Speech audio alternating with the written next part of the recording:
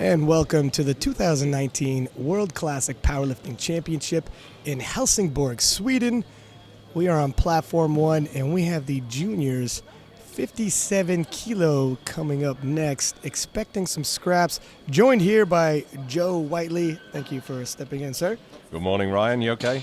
Well, I'm hanging in there. It's been a pretty crazy World Championship so far. Yeah, we've seen some epic stuff. There's been world records falling like rain, so hopefully that's going to continue. Yeah, there's always drama. I mean, there's favorites bombing out. We have shifting at the top. The podiums, you think they're established, and within the last deadlift, everything shakes up all over again. High drama. I mean, this is powerlifting. Nothing is certain. That's you've right. got to get your first lift in. This is true, and Momoka Ito of Japan is going to start us off in the squat event. 90 kilo being loaded on the bar for her. Her previous best is 90 kilo, but with the juniors, you often see progress. This is true. Yeah, she's probably come a long way since she set that 90 kilos. So fingers crossed for her anyway. First job of the day is to get one in. So that's right. Let's hope she does. You never want to see somebody fly too close to the sun, so to speak. You're not trying to cover ground with your opener. You're trying to establish yourself, get yourself on the board, and then you can start covering ground. Now, having said that, the last few sessions, I don't know if it's the pressure's on and you want to extend yourself early, but that looks good. That looks good. Yeah, should be no questions there, and judges agree. Yeah, 3 whites, so she's in the game. I mean, the real danger is you see your opponents putting in their openers, and you think, oh, maybe I just need to go up 5 kilos, because if I do that, I can push another 5 on the end, but you got to get one in. You know, and that's exactly it. Sometimes you get caught up. It is the World Championships. You're really good at strategy. Don't focus on your competitors so much as yourself. At the very end, you could stop, take a look around, and readjust your final deadlifts. Try to cover some ground then. 105 on the bar. Yeah, this is the Irish lifter, Chair Duffy. Chair Duffy. Previous best is 113, judging by the increment of that previous best. I can only assume national record. Yeah, that's going to be at least national, if not. Yeah, possibly regional, European. Nice. 2-1. Yeah, so she's got a yellow from the centre referee, but she's on the board. Now, Megan Layton, a strong powerlifting family, the Laytons. Heather Layton is a well-respected referee within South African powerlifting and does do a little bit of lifting herself, so the pressure is on. 112.5, you got to keep up the family legacy. That's right. You know, there's no stronger critic than your mum, right? I guess so. She's hit 122.5, 10 kilo below that, and as we were saying, progress comes quick when you're younger. Now, she's been doing it for 7 years, though. Certainly, despite being a junior, not a rookie to the game. And I really like the fact that she's lined up the color coordination with that SBD kit. So you can appreciate that. That's just a thing of mine, but yeah. Oh, depth was there? No. That's true. Just not deep enough, unfortunately. Let's see if we have a replay there. Let's see. Wow. Yeah, parallel, really, I guess. Yeah, but you know what? So the weight moved nice enough. Yeah. It's no major stress. I would say retake the same weight.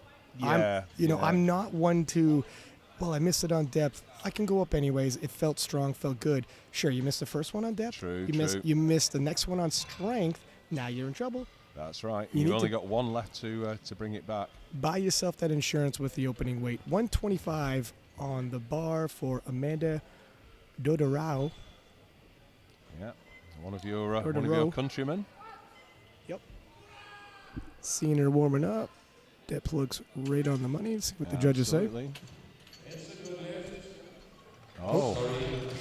Well, the center judge seen the same angle as us, yeah, but it's the side referees who are really best placed to judge depth. So let's take a look. If I was a coach out the back there and watching the stream as they can on the TVs provided by Powerlifting Sweden, who it's fair to say have done an excellent job setting up this competition this week. Yep. I would be going, okay, depth is going to be key here. And it, you don't need a huge, massive adjustment. It's one thing when you're a lifter and you get a depth call, squat the exact same, just a stitch deeper. You don't need to completely sink it. Donna Berglund from Sweden. Oh, now depth's also going to be on the borderline for that one as well, I think. 300 pounds. I mean, this is a lot for a... Yeah. Oh, no. I wasn't surprised by. I thought it was a little high myself. Yeah. I said death was going to be a question. I didn't want to full on throw under the bus, but yeah, it was. You don't want to deploy the commentator's curse, but I think they've got to be careful now. You know what? So the ladies are starting to find out the strike zone is being established. Absolutely. Fair play. Keep the weights light for your second attempt. Dip a little lower. Get yourself on the board. You can cover some ground. So we have an interesting situation at the moment. The two ladies who opened, who got their lifts in, are currently leading. Anything can happen in sports. 135 for Agnes Alves of France. Okay, well, that's also somewhat borderline. See what the judges say.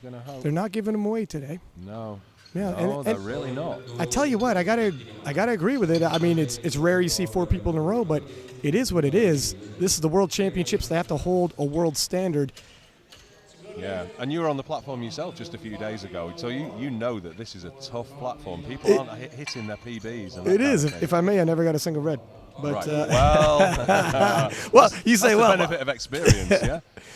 Now, Maddie Forsberg from the U.S., 140 on the bar for her. See if she could break the streak, sink one, get on the board. Well, she's looking confident and happy. She certainly doesn't look rattled by the moment. And you know the Americans, coming from the U.S. Raw Nationals, they're used to big meets, big viewership, highly competitive, a little harder to rattle them when they're coming through a program like that. And that...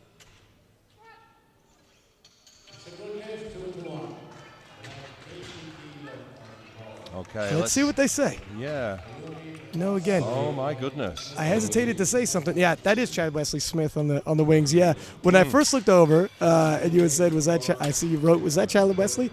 It's like, no, that gentleman's not. And then Chad Wesley reappeared. Yeah. That is her coach. He's taken down a lot of weight, so. He has. He's doing jiu-jitsu, and far more cardio needed for that sport. So. Absolutely. Acclimatize himself. Now 140 stays on the bar. Yeah. 5 straight. Ladies, drop it a stitch more. Yeah. Do you think she can break that streak? I really hope so. Well, I certainly hope so. 145 her previous best. Yeah. I think it looks better. From here it looked good. We're but not again, in the best position. Yep. There we go. So it is possible. Thank goodness for that. That is a real sigh of relief. It's a little too dramatic when you have 5 in a row missing depth.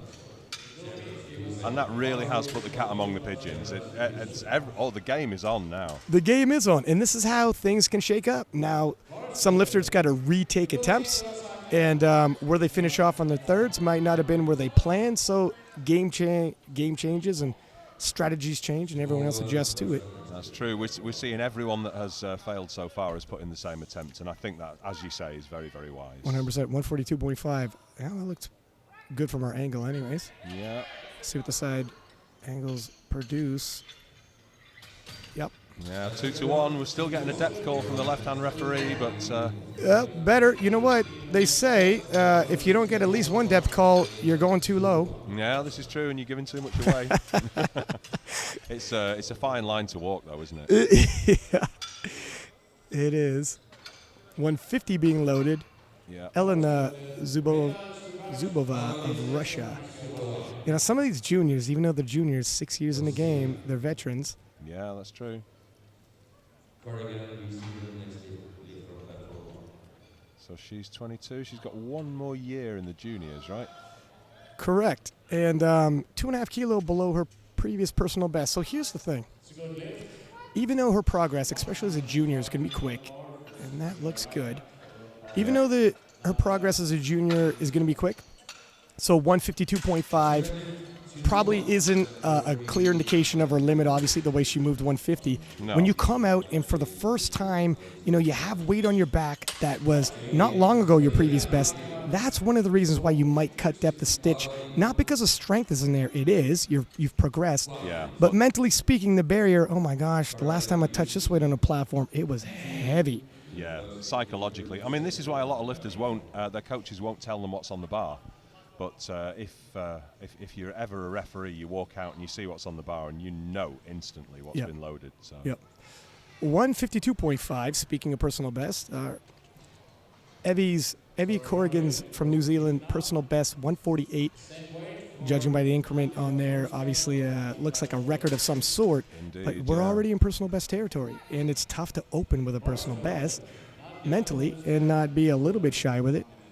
It's work. It looks like depth from this angle. Let's see how it went, because I see the record is 166 in this class. Now, that's 3 white lights and a good lift. So do you think we're going to see that challenged for today? You know what? I mean, I hope so. It's difficult to say. Look at this. We're almost split in half with the lifters passing and not passing. It's difficult to say. It's a little easier off the second attempts. It's certainly in the realm of possibility. And sometimes your nervous system kind of turns on, and I've seen second attempts move better than first attempts. Absolutely. You're more keyed up. Yeah, I mean, there was a guy in the juniors yesterday, a British lifter, Harry Sugden, who his first attempt terrified him. So he put in very, very short increments for his second, and then his second attempts moved beautifully, and he put in greater increments for his third. So yeah, the weight increases. Sometimes your confidence increases. Yeah. So here comes Momoka Ito. 95 kilo, sinks it. Oh, that looks tough, but she fought it through. You know what? It's work, but she kept her chest up, elbows down, and fought through the sticking point. Yeah, I'd be surprised if anything more than 2.5 kilo goes on that one, but see how we are. 5 kilos more also for Cher Duffy of Ireland. Now, talking about records, obviously, if you can go for a record, then at this stage you get a half a kilo chip, that's going to give you a tactical advantage you can take through the rest of the competition. Everybody else has got to follow you by at least 2.5 kilos or take that record. So that's right. Yeah, for anyone listening, you can go up half a kilo, and in powerlifting you can only move up 2.5 kilos, the smallest increment, unless it's a record. So everyone else, they can't match you. They have to go up the full 2.5 kilo, whereas you only had to go up half that kilo. Nicely done. Handles that extra 5 kilo relatively easily. Yeah. And, oh, no. Depth. I speak too soon. Depth again. Strength-wise, it's there. Now she's in. Look, she bought herself a bit of insurance by hitting that opener. Now, if you miss your second attempt on depth, but it moved very well, less risky to go up regardless for your third because you're not going to bomb out. Absolutely. However, it's the dicey proposition. If you go up, miss, you only have your opener going towards your total. Now, 112.5 for Megan Leighton of South Africa. Missed the first on depth. She comes from a powerlifting family, as you said. Wealth of experience. I don't think she's rattled. She knows what she has to do. Yeah, just needs to sink it. Come on, Megan. No technical adjustments, just do the exact same, a bit lower. See what they say? Yeah, no, I think that looked better.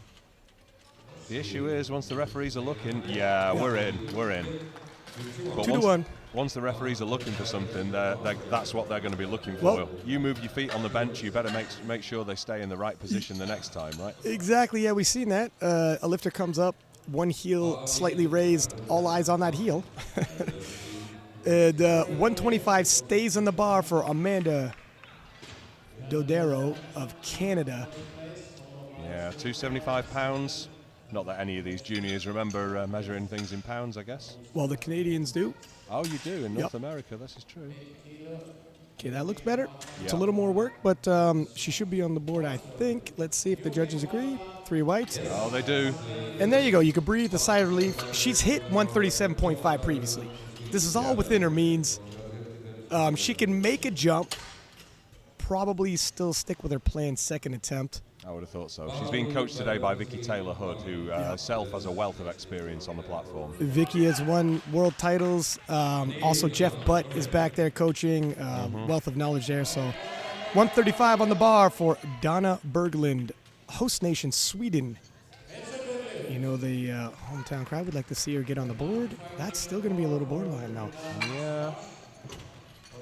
I think it looked no, it looked better, but... You know, I got to kind of agree. Here's the thing. It's half the way the mechanics see. He's kind of seeing the slow-mo replay right there. Kind of the way their mechanics work. You know, very thick in the legs. It's hard to break. Move the knees out and get the hips just dip below knee level. 135 will stay in the bar for Agnes Alves of France. Yeah, we often see that with the super heavyweights. It can be difficult to judge depth because, It's just mechanically speaking, sometimes it's difficult, especially if you're a narrow stance, thick in the legs. You got to drop the hip below the knee. Absolutely. Oh, it's also still borderline. And controlled descent, but it was looking shaky, and I'm not sure. Is it a confident? Yeah, and you know, I got to agree there too. I would like to advocate on the behalf of me, like, well, look good, but it's begging the question. Maddie Forsberg, now, if I may, she looks all types more fired up on the sidelines. Approaching the opener, she was, as you would expect, a little calmer, a little more all smiles. The smiles are gone. Yeah. And Maddie Forsberg is now fired up. Yeah, we're into some serious business right here. This is it. And sometimes it's all it is. Take it a little more serious. Okay, I got to fight with this one. I mean, there's nothing to worry about sinking it with. This is we've got the Czech spotting team, possibly the best spotters in the world there. If you don't come up with it, they will bring you up. Yeah, they got you. And look at the way Maddie handled it in the opener. Strength isn't an issue. No. Control's not an issue. Just do the exact same. Sink it a stitch lower. She should be fine. I'll see what the judges say. I don't want to call that. Oh. Yeah. It was. I was hesitating, but you know what? It's still there. Yeah, it's right. Like it is. You don't want right to say parallel too on the much, line. do you? It is right there. You don't. She doesn't need a drastic change. No. Looking at that replay, it is right on the line. We're talking just a stitch lower. Yeah, half an inch, if that. You don't want her to get in her own head. You're okay. It's a weight you've handled. Just a stitch lower. 145 on the bar for Veronika Schultz of Germany. A 5 kilo jump for her. Yeah. Dietmar is handling the German team. You know, that's it's also going to be on the line. Let's see what the judges say. Oh, 3 she's whites. in. Yep. So that really, this is just going to be so hard to call because we've got 3 lifters there who, if they get their attempts. Yeah. Well, look at Maddie still is a favorite to hit the podium. Yeah. As long as she registers a lift, she can quickly cover ground. You know, a lot of people are missing lifts and will continue to down the road. You don't have to get too rattled. You get one on the board, see what happens in bench, see what happens in deads. 150 on the bar for Miranda Chambers, also from the U.S. U.S. got 2 lifters here, stacking the deck, so to speak. I think that looked okay. Knees came in a little, but... Yeah. A little bit of breakdown, but she gets it. No, she got a blue. Some for downward movement, maybe? I mean, I didn't see any, but... And, well, nonetheless, she's 2 for 2. Yep. And half the American team is breathing. Yes. It's stressful back relief. there. Sigh of relief, 155. Elena Zubova of Russia, 5 kilo jump for her. Yeah, and I think sensible. I mean, if you look at the projections now, we've got 3 lifters projected to hit the exact same total of 380. And we have, if Berglund and Maddie Forsberg get their squats in, 155. Depth looks pretty good. It's a bit of that work. looked good for Zabova, I think. Yeah. Wow. And she's there. So 3 whites. And this is also an opportunity for some of these lifters to kind of pull ahead. Obviously, when you miss your first 2 attempts and you got to retake the same weight, you're kind of held in one place. The other lifters, the door swings open, and you can cover a little bit of ground in this squat event. That's right. I mean, we talk about if you miss your opener, you're into Plan B, but some of these ladies are now into Plan C and totally uncharted territory. 160 on the bar. Evie Corrigan. Yeah, Evie Corrigan. So she smashed a PB with the opener. And we have to, I'm gonna take a punt and say that was a national record. So. Oh wow! No, You know just what? too heavy. When the elbows shot back, chest caved in. Yeah, once you've leant forward and the weight's moved, it's very hard to bring it back. We do see it sometimes, but takes a great amount of fortitude. Momoka Ito from Japan is going to go with 100 kilo on her third attempt. Yeah, now she's ranked 8th currently, which is 3 places ahead of, I guess, where she was going to expect to be. Things shake up. They could shake up once again before the squad event is over. We got 3 lifters facing elimination. This is the first time at these World Championships we've had 3 lifters in the squad event facing elimination with 1 squat to go. It's it's a little overly dramatic. It's more exciting than we'd like. Yeah, tough times. There's an ancient Chinese curse that says, "May you live in interesting times," and I guess that's exactly where these ladies are right now. It makes for great TV, but I'm sure the coaching staff are having heart attacks back there. Oh, stitched too much. What I did like, I mean, she stuck with it. She did right until the end and kept the form on. And I mean, that was a brave attempt, to be honest. 2.5 might have been a little better, but again, that may not have gone, and she wasn't going to change her place. So. Ireland's Duffy, we had said earlier, look, she missed 110 in her second, opted to go up 5 kilo anyways on her third, and that's the insurance you buy when you hit your opener. Absolutely. If she misses her third, all right, she's still in the game, but she's telling herself and the coaching staff, obviously, let's throw in another 5 kilo regardless, cover some ground, you hit this, we're right back where our plan A was. Yep. You miss this, well, we fall back 10 kilo, but we're still in the hunt. Yeah.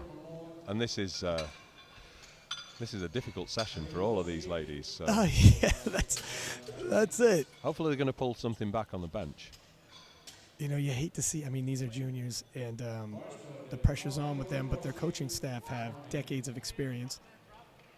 Depth is good, and he's coming a bit, but I think she might have that one. And yeah. Was that a good call? I think it was. There you go. Yeah. So a little bit of high risk, but also high reward. She's probably exactly where they planned her. Probably always planned on some 5 kilo jumps. Yeah, I would think so. Ends her day where they wanted 117.5 for Megan Leighton of South Africa. Am I saying the last name right? Leighton? Yeah, Leighton. I would say okay. That's Leighton. Yep. We'll. I think Heather would be over if we had anything wrong there. Okay.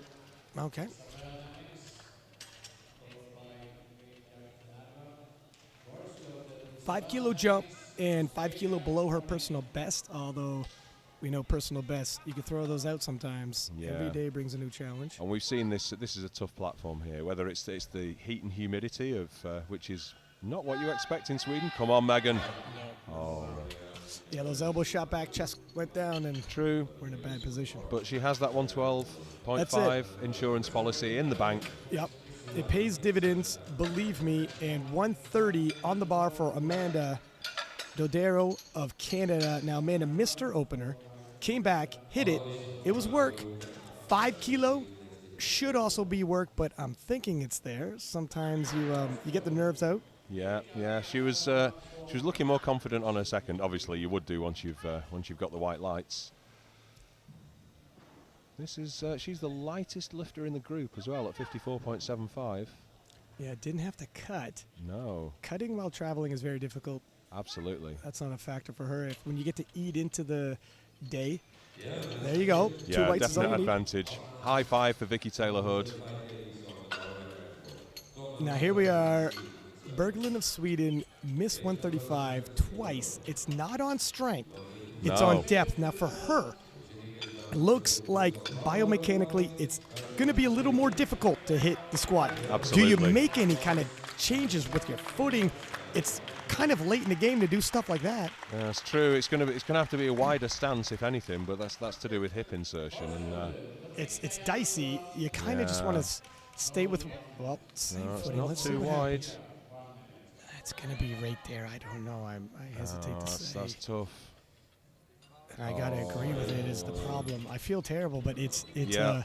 I think we all do, but yeah, it's just That's how it goes sometimes. You're not really a powerlifter until you have, had that happen at least once. That's a nice way of putting it, I guess, sir. Yeah. I'm trying to make best of the situation. Yeah, you greet her back. Well, now you're a powerlifter. Congratulations. I don't know. Well, yeah, that's not going to be much of a consolation. Yeah. Agnes Alvis for the same. Yeah, 135 stays on the bar. Same scenario. Yeah, she's bringing some aggression this time. Just got to sink it. Have the confidence. It's there. Oh, it's still a little borderline, though. Yeah, I don't know. I speak I think you can't be borderline here. No, you can't. Oh, 2-1. Now the coach is, You might as well. He's going to go to the jury. You might as well. Nothing to lose. If you're watching, if you get one white, you're allowed to go to the jury. If your lifter is facing elimination, you might as well ask the question. You got nothing to lose, everything to gain. Absolutely. I don't think it went the way they were hoping. Now, Maddie I don't think so. Forberg, 140 once again. Maddie Forberg is good for this. She's hit 150 previously, and she's made gains in the gym since then. Maddie is full well capable of doing this. She just has to sink it.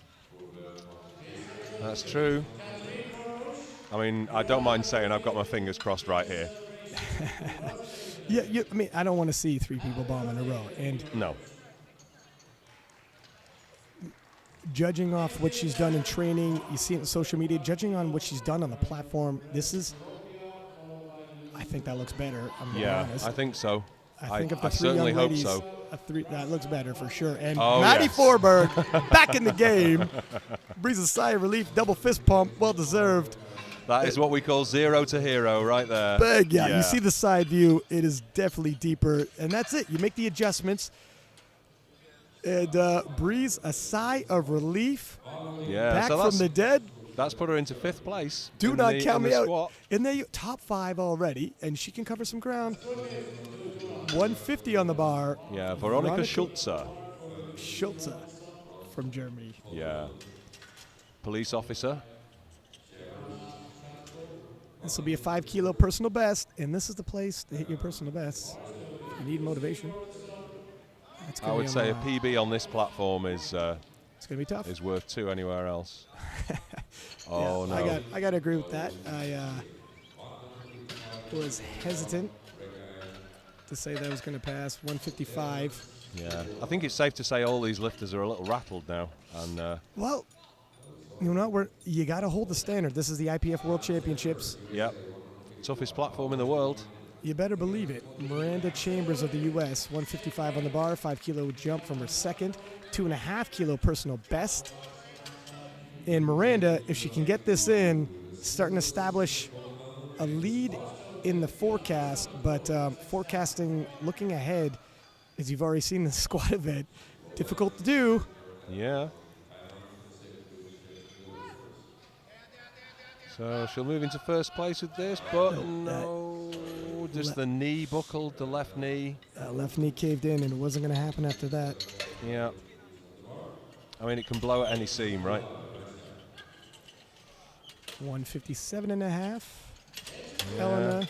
She's currently in 1st in the squat. And her previous personal best, 152.5, were already 2.5 kilo above that. Yep.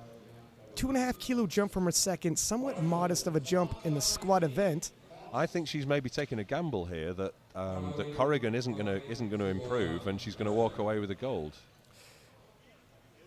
And it just might be the proper gamble to make. But we have seen some ladies bounce back from missed attempts. We have. It also adds more kilos to her total, which in the bigger picture is going to help. Yeah, this is about the long game, but yeah, it's a bit of a bottleneck with all these ladies so close to get onto that podium. I certainly wasn't expecting this much drama this early on. But my friend, I expect the unexpected at this point. Depth looks good. Yeah. Wow, handled it very well. Oh, she's got to be pleased with that. Hopefully the referees agree with us, and they do. White lights. 3 for 3 and no drama for Zubova. Now she is the only one to have gone 3 for 3 in this class. You know what? If she can keep up that pace, that's how you build your total. Yeah. And that's how you can pull ahead, not to count out anybody who's missed any lifts. I've seen some dramatic comebacks. 160, a shot at redemption for Corrigan of New Zealand.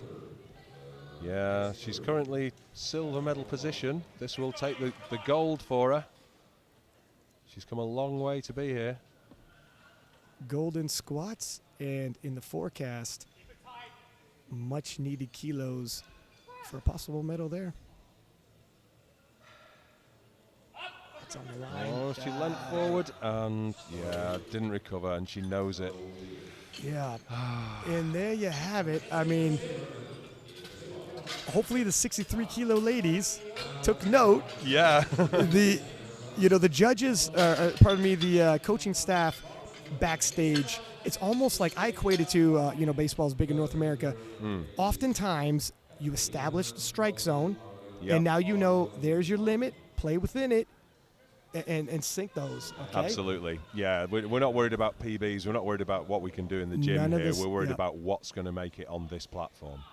So we're into 63-kilo juniors now. I think we have 2 groups. Yeah, it looks like a huge flight. They'll break it up, 90 kilo on the bar. Katrina Connolly of Ireland, first out. Opening on 90 kilos, which is her PB, we're told. She's only 19 years old, so... When you're lifting just 1 year as well, with that age, relatively new to powerlifting, yeah, that looked confident. Yeah, and that personal best was easily matched and going to be surpassed, I'm sure. And that's how you want to get on the board. Absolutely. Sink it, Open leave easy. no doubt, and not, emptying any kind of gas tank for plenty of room to grow. Yeah. We've got to save something for the deadlifts. I mean, these ladies are young. They're going to recover a lot more quickly, but still. So Tomomi Sugaya of Japan. She's coming out for 112. Her PB is 117.5.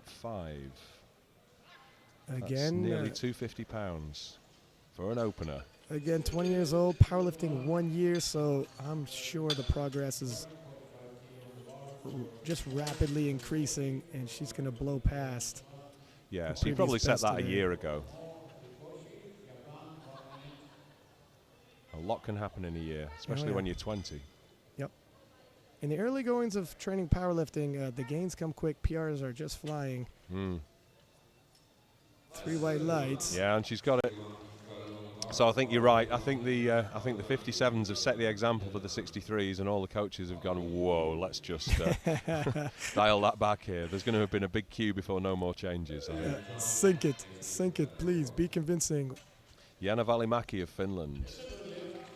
Last year as a junior, been competing for 5 years, so she's an old hand at this,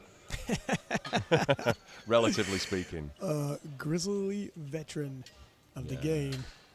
And she's from one of the toughest countries in the world as well, in my opinion. Oh, look at that. No question about depth. No question about strength. All the way down. Sometimes, as a coach, you tell the lifter, convince me that I should increase, the 5 kilo you asked for.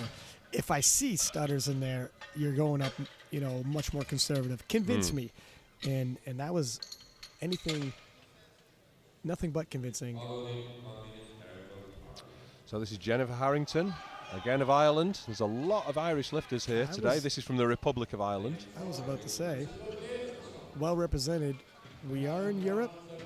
For the European nations, it's a friendly travel, friendly time zone change. Yeah, we're only an hour away, so.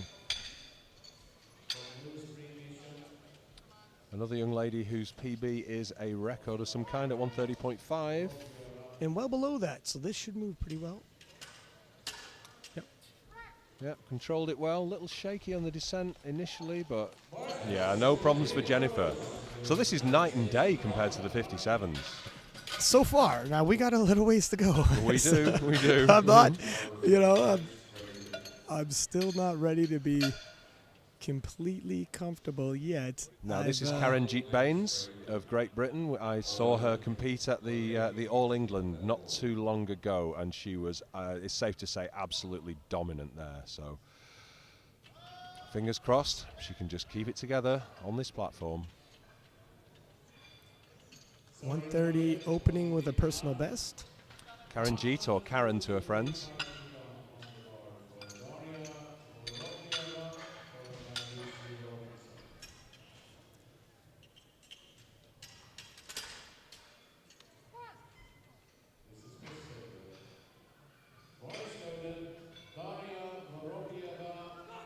pretty good.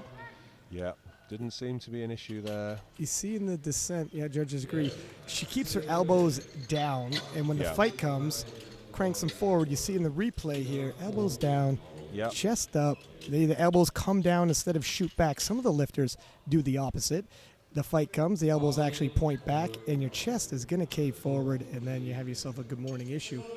Yeah, you really don't want to be relying on the erector spinae muscles to bring that weight up. Because, wrong muscle group. Yeah.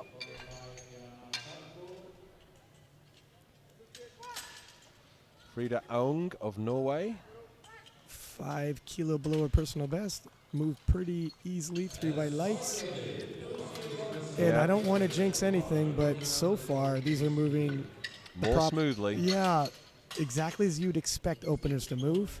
Yeah. So another home country lifter now, Ronja Andersson of Sweden.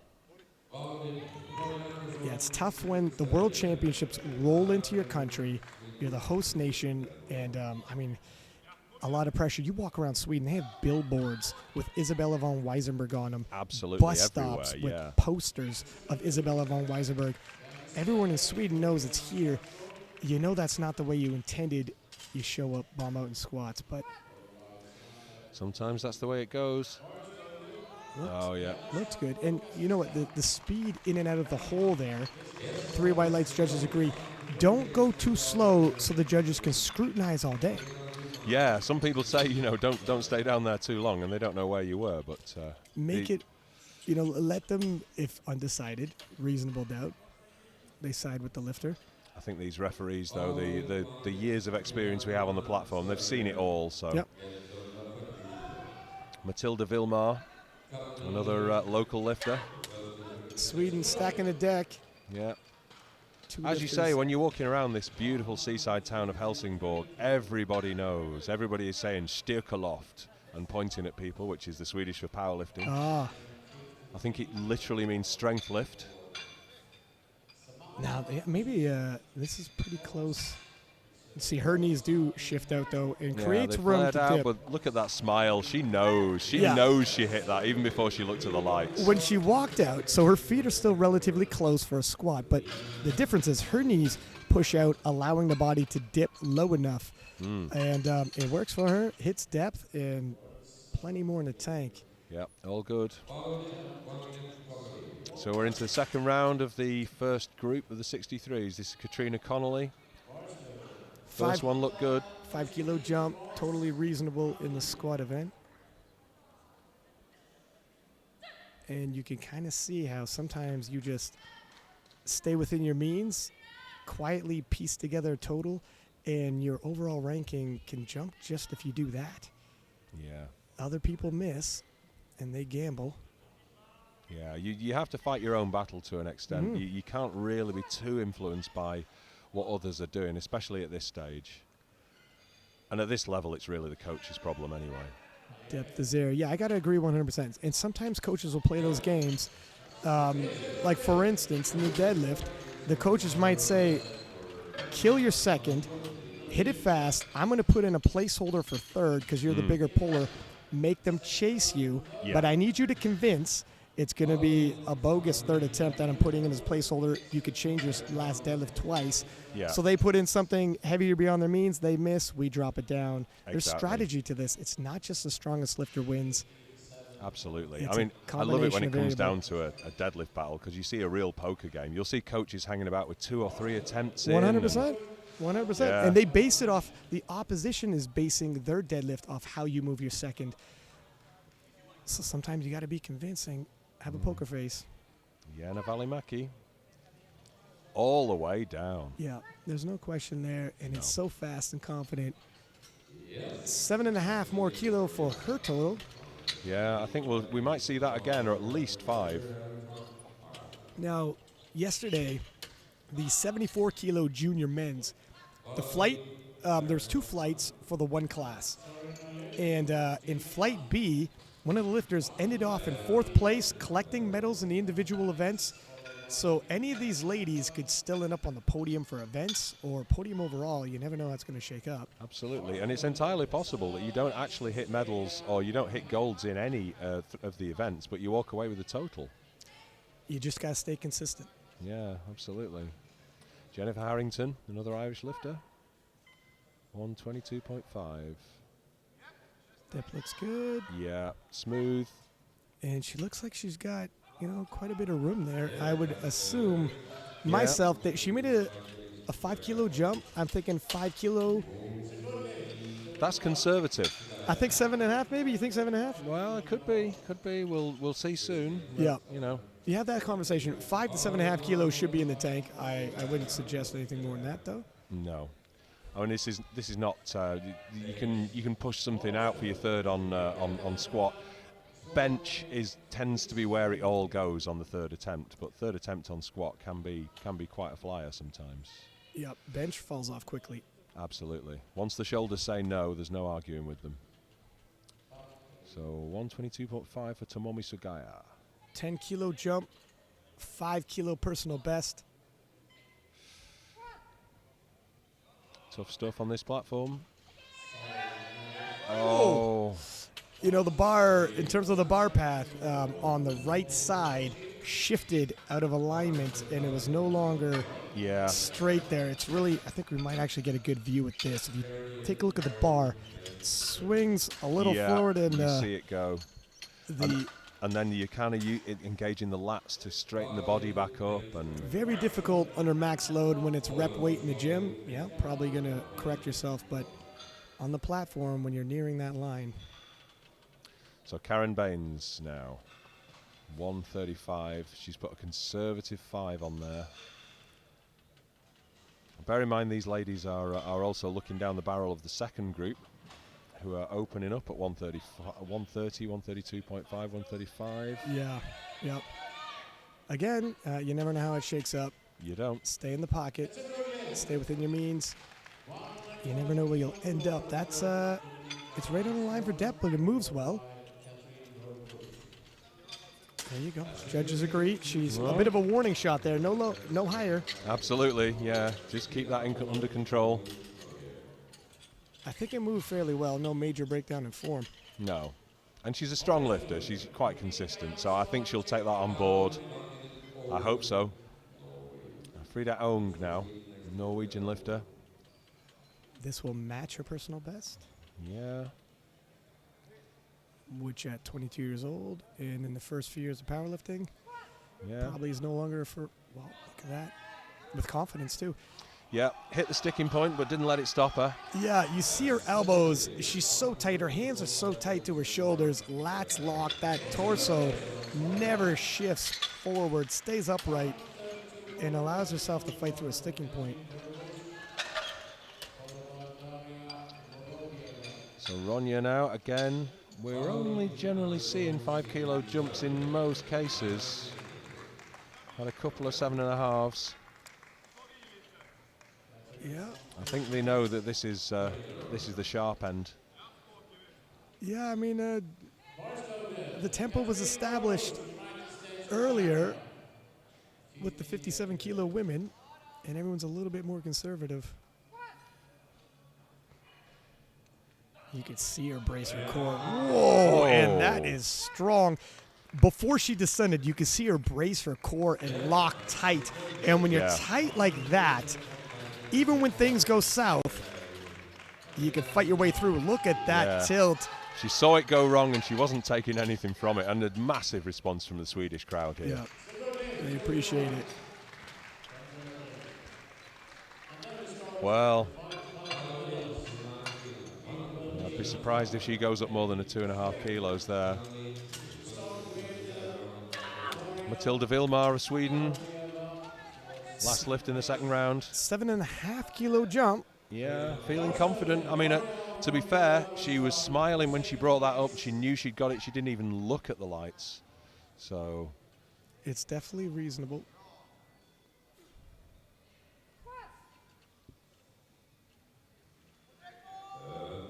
Oh, yeah, I like it. Yeah. And the little smile there again. It seems to be a feature of Matilda. You know what? When you're squatting, even if the bar slows and it looks like work, internally you can feel if you got it. That's right. And sometimes you feel the bolt of anxiety and you're like, holy smokes, I'm not sure, and you can still get it. When that smile comes on and it's not even locked out yet, yeah, you know. good indicator. You absolutely know. So we're into the third round now. This is Katrina Connolly. We do have another group to go after this. Also 63s, the heavier hitters. 16 ladies in this group. Yeah, that's well, the 63 kilo class. It's a popular class because just by statistically speaking, you walk in the streets, Yeah. the majority of the women will fall within, and the talent pool is going to be deep. You're going to rise to the top. You're going to have to fight your way. I think I'm right in saying here that we have more ladies than men over the whole competition. Was it 58% ladies? I'm not sure, but I'm getting a head nod from our cameraman. So when you consider how many ladies there were in powerlifting 5 years ago. Nicely done. You know what that? Yeah, she knows she got that. You know, that was a 10-kilo personal best, and looked like she had a little more in the tank, although when you're adding 10 kilos to your personal best, hard to gauge. Yeah, absolutely. Still a good day. Yeah, now she's going to be walking off, and if I know powerlifters, she's going to be going, oh, another 2.5 kilos would have gone. If I know powerlifters, she's like, another 10 kilo. Hindsight's a wonderful thing. It's a beautiful thing. Yeah, so Jenna Valimaki, conservative 2.5 kilos. This is about building the total now. Yeah, and it's still a personal best for her, so she's definitely still reaching 5-year veteran. After 5 years, the personal bests aren't always as drastic. You know, early days, you're making all types of gains, and they're big gains. So depth hasn't been a problem for this young lady so far. Definitely not a problem and there. you look at that, that's why. She's had to try on that one, though. I think that was well judged. Well, I definitely don't think the smallest increment would have been 2.5 kilo, and that would have been dicey because I was definitely worked 3 for 3. So far, only one missed lift. Speaking of, nice segue here. Yeah, Tomomi Sugaya. And she opted to go up 2.5 kilo regardless. She did. I mean, it's 2.5 kilo. Sometimes it's just enough to break the bank, but yeah. Now, when she lost that, she just hit the sticking point and didn't quite go, didn't she? I think. Yeah, it wasn't a depth issue. Now, if there's a form issue and she feels like, look, I got pitched a little forward, balls in my feet, then my chest caved. Sometimes you have that conversation. You tell your coach, I think I can make the correction. Yeah, and they say, okay, go for it. Let's see what you got. So, Tomomi, let's see what you got. Oh, wow. All types of heart, I'll tell you that. Yeah, I mean, he dipped a couple of times and she brought it back, but realistically, that was going nowhere. Here's the thing. If you let her just empty the tank and lock it out, when it goes up, down, it wasn't going to pass regardless. Yeah, so you may as well save the energy. Yeah, help her out and let her keep that gas in the gas tank. She's going to need it. Now, long groups, so they're going to have time to replenish the glycogen in the muscles, but you still don't want to give anything away. And there's also only so much adrenaline you have.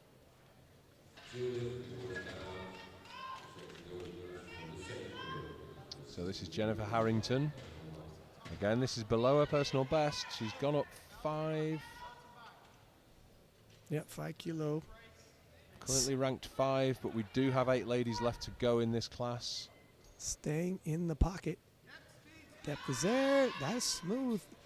Yeah, I mean, maybe she had a little more room, but you do want to. It's not always about what you've done previously. You just want to take what's there on the day. I would think so. 3 for 3, and in the previous flight, we only had one lifter go 3 for 3. We did. The ladies have adjusted. The coaching staff have adjusted, and we're starting to see a few more 3 for 3s. See if we can continue the trend. Karen Baines. She's gone 5.55, so this is for 140. Last one looked okay. Just blowing past her 127.5 personal best. Oh, yeah, she smashed that with her first lift, so. Yeah, she has improved leaps and bounds this last time we've seen her. That's where scouting, it's difficult. To be fair, I think she blew past that at the All England Women's not too long ago. Just didn't update her profile. Sneaky, sneaky. Whoa, Maritzer, see. There she goes. You know, when they bare their teeth, they're fighting. Yeah. Nicely done. And she got it. Nicely done. I mean, to be fair to these ladies, I don't think she's sandbagging. They put their profile information when they enter the competition, which is a little while ago. So. Okay. Yeah, the All England was, what, 3 weeks ago, something like that? She competed 3 weeks ago. She competed 3 weeks ago. Wowzers, the turnaround, my friend. I'd still be doing biceps in the gym as opposed to squats prepping for Worlds. Yeah, she smashed the competition at the All England too. So that is a hell of a turnaround. Hats off to her. What it would be to be young again, huh? Yeah. Nice. So, Fridaung, I would say that actually looked easier than the last one. You know what I was about to say?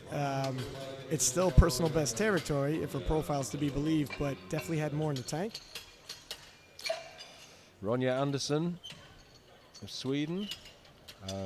We're 2 attempts to go before the next group now, so there can't be any changes. And so far, just one lifter missing attempts in the 63 kilo juniors. Night and day between the 57s and these ladies. Yep. Long may that continue. And when I say long may that continue, I mean people getting green lights on the scoreboard. Yeah, and well, the next flight, they got some big weights, big openers. We'll see if they push themselves. That's really when it happens. Oh, again tilts, but so strong through the core. Yeah. I mean, there's something on the right side that's not working as well there, but she's not letting that stop her. So no, fair play. That was gutsy. Yeah, she is all types of strong. It did not matter if the weight was tilted to one side or not. So this is Matilda Vilmar now, coming out for 152.5. And I see that we're actually going to have a lifter in the next flight who is going to be opening on the world record. On a world record attempt. 165.5, Penn from the U.S. That is bold. Yeah, that's brave, especially seeing what considering what we've seen here so far. Yeah, let's hope they're uber confident about it. Yeah. Now Matilda's looked strong, and she's still looking strong. Come on, Matilda, come on! Oh, no. That was a hell of a fight. Yeah, she's got to be happy with that regardless, because the type of guts she showed to stick with so nearly when, I think. It kept increasing, getting higher and higher. I think going for that was the right decision, though. 150 would probably have been safe, but... Yeah, well, it was definitely within reach. So here we go. Suzanne Daniel, Great Britain. We're into the second group now, and this is for 130. Should be within her means. She's hit 137.5.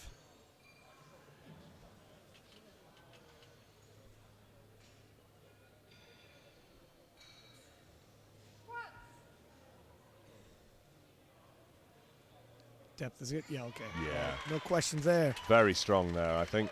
That's how you want your squat opener to look. It is. 3 white lights. So she's been brought to the platform by Jason Kultman, who is the head coach of the junior team for Great Britain. Justine Maltese now of Canada. 132.5 on the bar. Her PB is 147.5. So these ladies are making sure they get one in.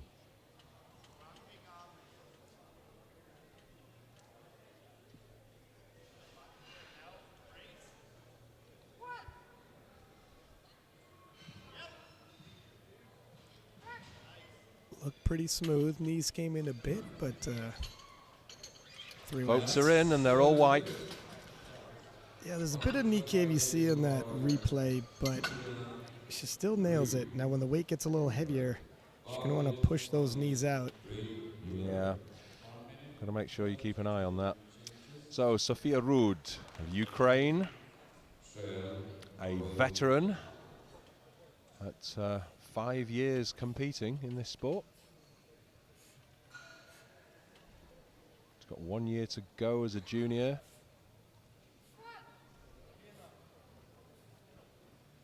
Looking straight up. Yeah.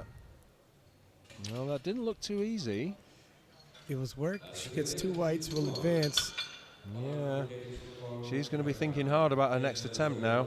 Lena Scholl of Norway now. She's coming out for 140. This is the sharp end now.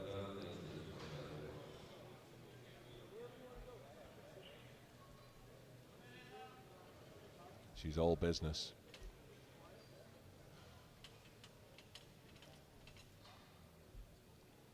It's quite a high bar position. Depth looks good. Yeah. Pretty smooth. And she a big likes smile as she gets to the top. And there's another thing you want with your opener. So when you come out and you're part of the coaching staff, you want your lifter to hit it, feel confident, and continue that positive momentum. The last thing you want is your lifter to fight at all during the opener, get a little rattled, go back and be like, the weights feel heavy today. Yeah, the last thing you want as a coach is to see that look on their face of what just happened. Yeah, even if you hit it, it just felt too heavy. Sometimes, all right, you know what, let's lower the opener based off the warm-up.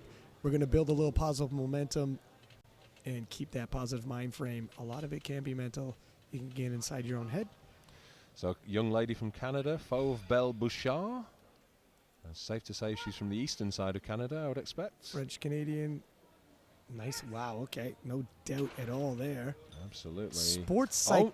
Oh. I speak too soon? 2-1. Red cards for depth, I think. She is a sports psychology student.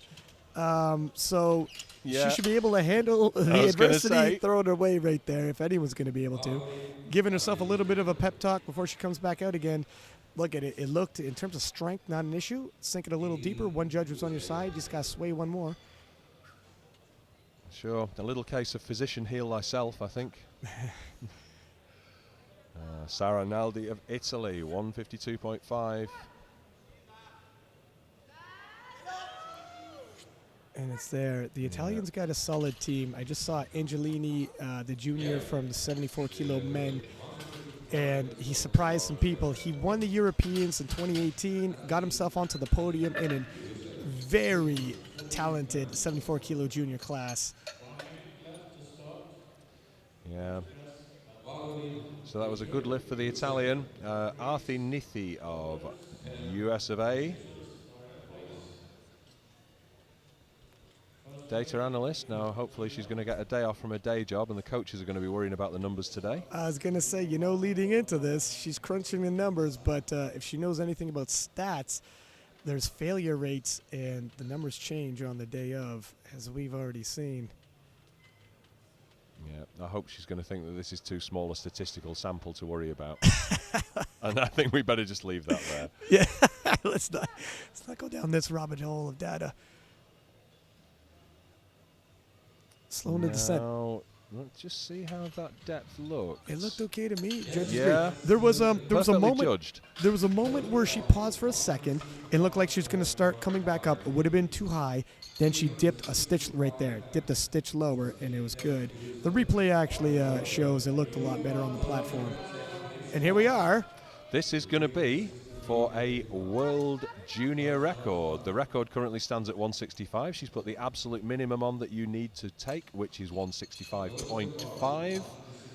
The score sheet isn't for some reason showing that it is a world record, but take our word for it is. They just brought out the chips. Now look at, if you're thinking, is she overly ambitious here, opening too high? She's hit 172.5 in competition, and the U.S. Raw Nationals, very high level. The amount of lifters, the quality of lifters. She's used to this kind of pressure, and she's hit heavier on a big stage. I don't think she's going to be overwhelmed. I don't think it's... It's a brave move, but if she gets this, she's got 0.5 ahead of everyone else. Yep. And that is a huge advantage. Yeah. Well, what do they say about depth, though? Yeah, no problem with stretch. Oh, no. No, but that's what I was thinking the same. Honestly, I'm going to be... As soon as it happened, I was I wouldn't have passed it, and the judges are not giving it weight. The strength was there all day, don't get me wrong. Absolutely, but yeah. You see there on the replay that the hips never dip below the knees. And look, if it's a world record you're loading with, they're not going to let you break someone else's record if it's 50-50. Certainly Convince not. me. No. Convince me. And that's the one thing, when it's a world record, it's really going to be scrutinized. So when you open with a world record, that's the flip side, right? Yeah. You get the chip, but they're very much scrutinizing your depth. Yeah, so she's come out, put up the same again, and I think that is the sensible decision. She just needs to sink it. Strength is, as you say, there all day. So, round 2 now. Suzanne Daniel. Match her PB if she gets this at 137.5. 130 moved really smoothly for her in her opener. Depth is there. Wow, okay. Easily matches her personal best. Yep. 3 white lights. I think probably another 5 kilo. Yeah, could be. It moved. I mean, that moved very well. Very easy. Depth was there, but it's going to depend on how she feels and what her coach thinks as well. So now Justine Maltese, 142.5. Obviously liked how her opener moved. 10 kilo jump. Hands look a little staggered in terms of her grip. One's a little closer in than the other. Yeah, she seemed to be, one foot was a little further out as well, but the human body is not actually a symmetrical thing, so... Yeah, don't I know? Sometimes it's not by mistake. You actually adjust like that so that you don't get off kilter and start helicoptering with the weight. True. So Sophia Ruud of Ukraine, last one didn't look too easy, so I'm hoping she's going to have addressed whatever it was. 7.5 kilo jump, 2.5 kilo personal best. The first one was work, but she's awake now, a little more fired up. Yeah. It can make the difference. Wow, that moved easier than her Yeah, opener. that looked a lot better. And 3 whites. That moved like the opener should have. The opener looked like a second attempt. I don't know what to expect with the third. No. I mean, maybe that was just a warm-up for her, yeah. the opener. So we'll see. Lena Schiol of Norway, she wants 147.5. This is going to match her PB. Now, she gave us a big old smile at the top of the lift last time. I'm hoping that we're going to see the same thing here.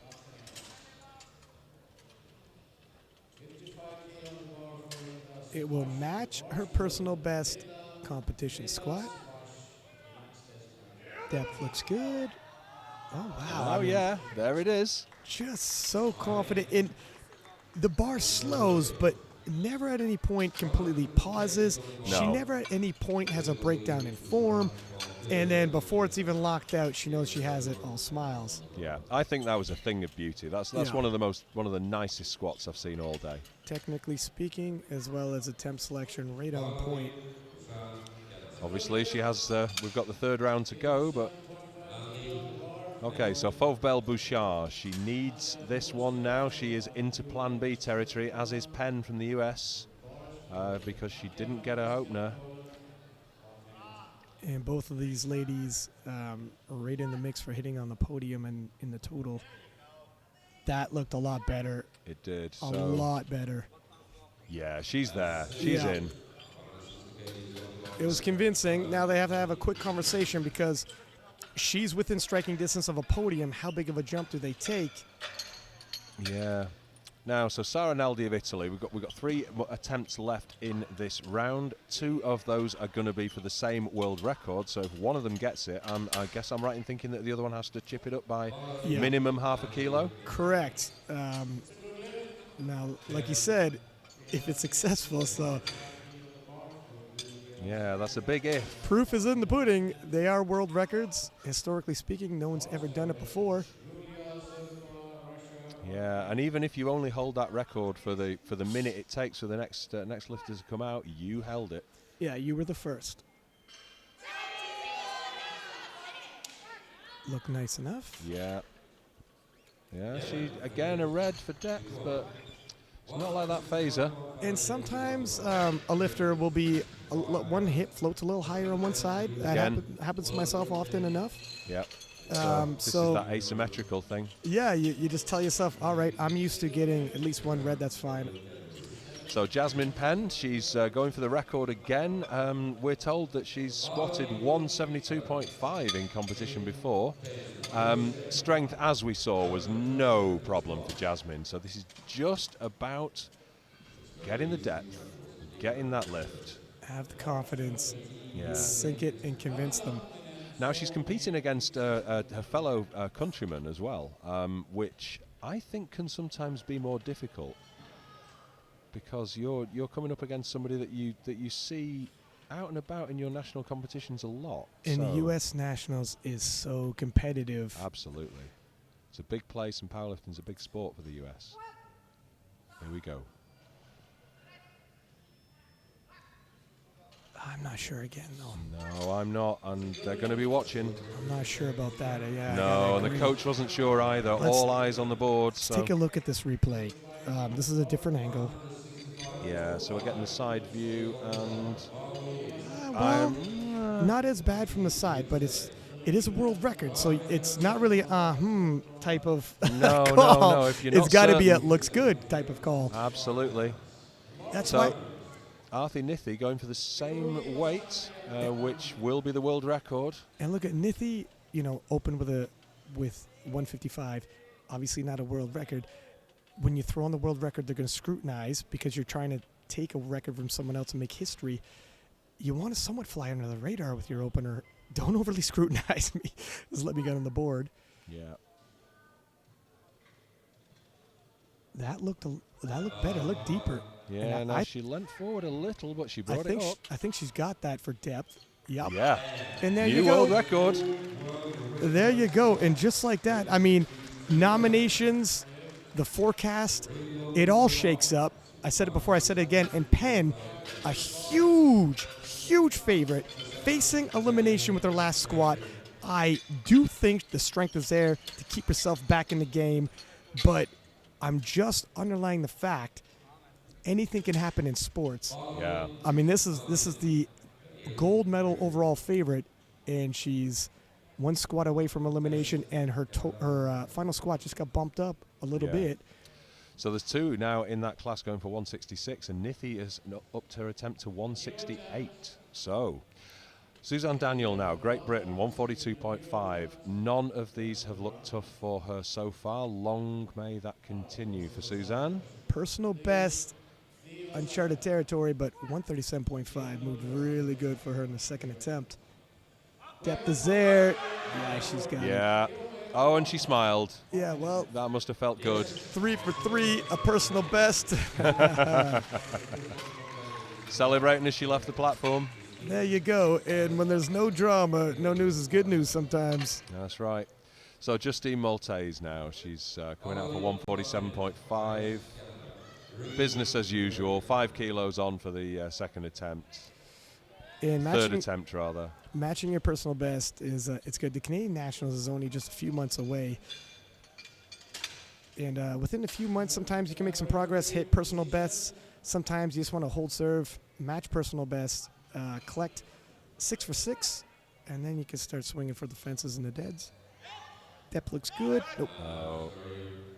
Not today, unfortunately. It looked like it might have started swinging, helicoptering a little bit on the hole. And that makes it tough. Just a little wide. Well, let's see the replay. Right. Yeah, well. No. Didn't get a whole lot of momentum out of the hole there. Well, let's not dwell on that. I guess she's probably going to. She'll scrutinize it, but she will. Yeah, we don't need to do that. So Sophia Ruud, 147. Now, her last one looked better than the first. Is she going to continue that trend and absolutely smoke this 147.5? It is a personal best on her back if she can. I don't know about the depth. Oh, yeah. It was fast. It's borderline for depth. She said, hello, sticking point. See you later. Yeah. What is a sticking point? Sophia hasn't met one yet. Yeah. That's fantastic. Not one that could slow her down. If we had 4 attempts, I think she might have gone for 155 and absolutely destroyed it. But, well, might have is a faraway place. Yeah. So, Lena Sjol of Norway. This is going to move her up to 3rd in squat for the moment. But, 5 lifters to go, including Lena. I just hope we're going to see that smile again. It is 5 kilo jump, 5 kilo personal best. If she hits it, I'm sure she'll be all smiles. Whoa, already smiling. Yeah. That was early. Nodding, smiling. never in doubt for her. 3 white lights, and she was almost smiling in the whole of that squat. She was confident. halfway up, and the smile started to appear. Yeah. So well. Fauve Belle Bouchard, 160 for her third attempt. So this may have been where she was aiming to get to anyway. I was just about to say, Miss 150. Likely 155 was the second, and 160 was the third planned. And they opted, let's just jump straight to 160. 10 kilo, it's a decent jump, but by no means unrealistic. Yeah. Shouldn't rattle her. Yeah. The last one looked pretty good, to be honest. The strength is there. She can quickly rebound, jump into the bench press. Exactly where she wanted to be. Yeah, looked smooth, looked confident. By no means was Didn't that. look super deep, but hopefully deep enough. Yep. Yeah. Yep. So just borderline, which is arguably where it should be. As you say, if you got one red, you're probably doing it right. That's it. That's a dangerous game, though. And, Speaking of dangerous.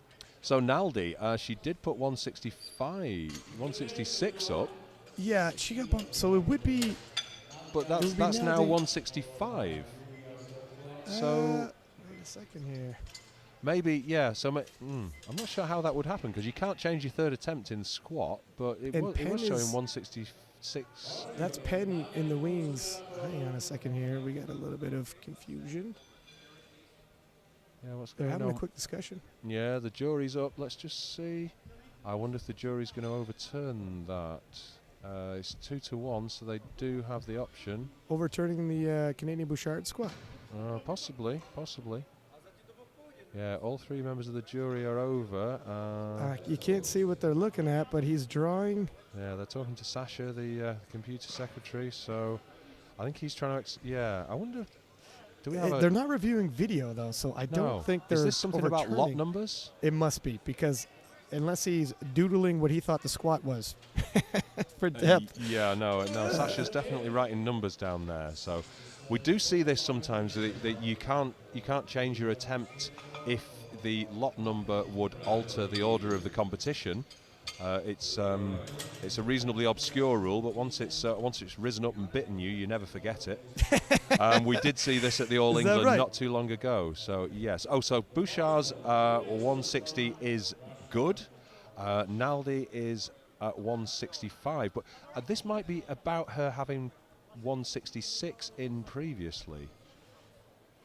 And that would have to be, I can't see how it would go down unless there's been something odd about how the attempts went in. Because that would bump, if she hit it, Penn would have to bump up, and she still could bump up. If 166, then 166.5, then 168. I mean, the record now stands at 165.5. So, so the minimum you could go for to take a record is 166. But 165 is a valid attempt for Naldi, and without a record. So here she comes out 165. Yeah. Would she want now?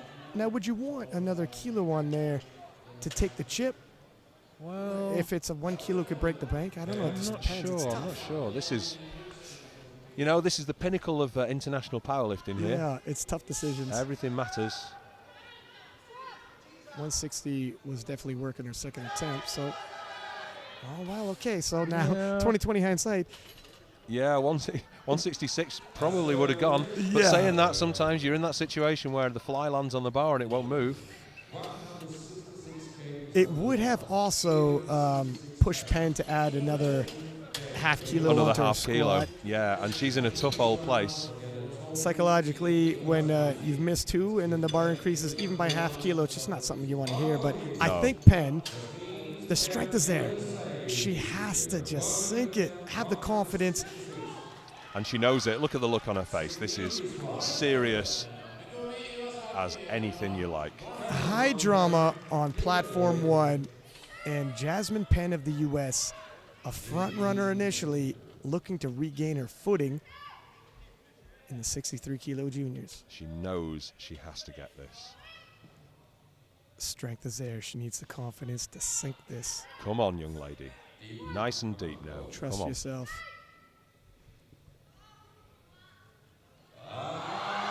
It's kind of on the line. It's kind of on the line. 50-50. Oh. They can go to the jury. Yeah, here comes the coach. As he should. That's the only thing he can do now. Haney, She's destroyed. It's not over yet. Haney's going to have, from the American coaching staff, he's going to have a discussion. It looks like he's getting told it's not going to happen. No, unfortunately. And that's how things shake up. Penn, a big favorite to win it all, is now out of the competition. We will see her in the bench and deads, but she will not be able to register a total. Her day is not over. She's got to regroup, do her best in those events, can still collect individual medals, just not an overall. Having said that, Arthi Nithi now for 168 to extend that record, which stood at 165 just a few minutes ago. all is not lost for the Americans. Very, very, very careful. Oh, she's overbalanced a little bit. The feet came up, the bar came back. She controlled it. Strong for Let's sure. see how this looks. Oh, no. And they're calling depth. So, Yikes. well. You know what? It's been exciting. It's been dramatic. We've had already plot twists and a big shakeup in terms of the medal favorites, and it can continue. We still got the bench press. We still got the deadlifts. You do not want to go anywhere. We will be back 10 minutes time. Six-pack Lapidat. Joe Whiteley. See you in 10. See you.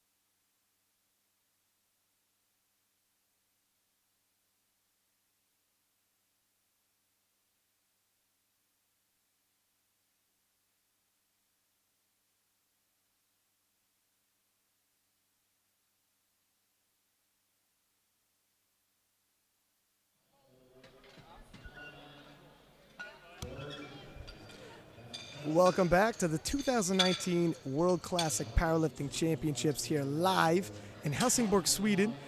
I am Six-Pack Lapidat, and I'm joined in the booth by Joe Whiteley. Joe, we have had some fireworks already in the 57 kilo and 63 kilo women's juniors.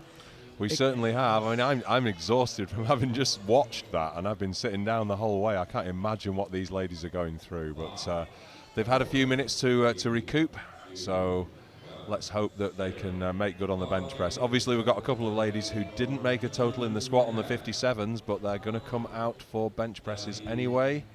And we have Momoka Ito from Japan opening her bench account with 57.5 kilos on the bar. I like that, opening the bench account. Now, don't spend too much of your bench account on your opener.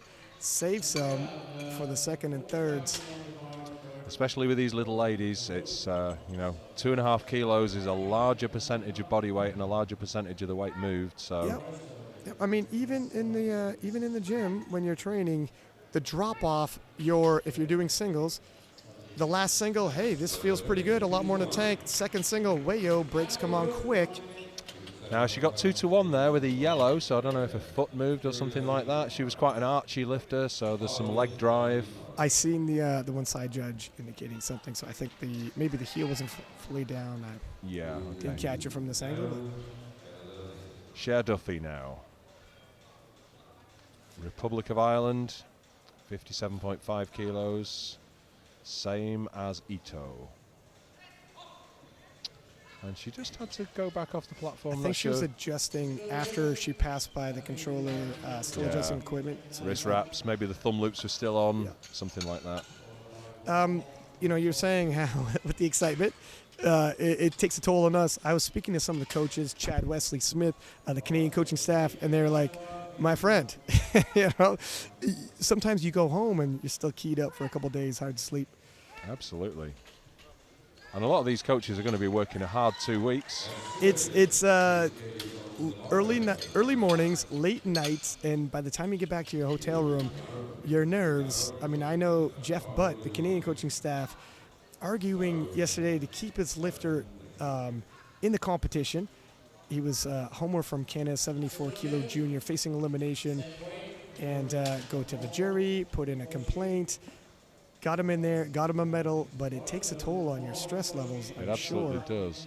Now, Vicky Taylor-Hood was just indicating something to do with thumbs there to the referees. I'm not sure if that's to do with how Amanda Dodaro holds the bar. She does seem to have a thumb sticking out, which isn't disallowed, but maybe she's just making the point that this is how her grip goes. Anyway, 3 white lights, and she is in the game. Yeah, it's all academic as long as she's on the board. Yeah. So Megan Leighton, South Africa, 62.5 kilos. None of these ladies had a good day on squat, so they are doing very, very well to be so calm and collected as they come out for the bench press. Her previous best bench, 69 kilo, judging by the increment there, I'm assuming a national record holder, possibly regional as well. Yeah, I think that might be a South African record. We'll check with Heather when we get a moment. Heather's a mum. Nicely done. Yeah. I don't know about you, Ryan, but I'm relieved to see that this is a little more calm and collected after the bloodbath that we had within the squats. Yeah, there was a lot of red on the scorecard. I don't want to speak too soon, but no. So far so good. Let's put it that way. This is the Russian lifter, Elena Zubova, coming out for 75 kilos.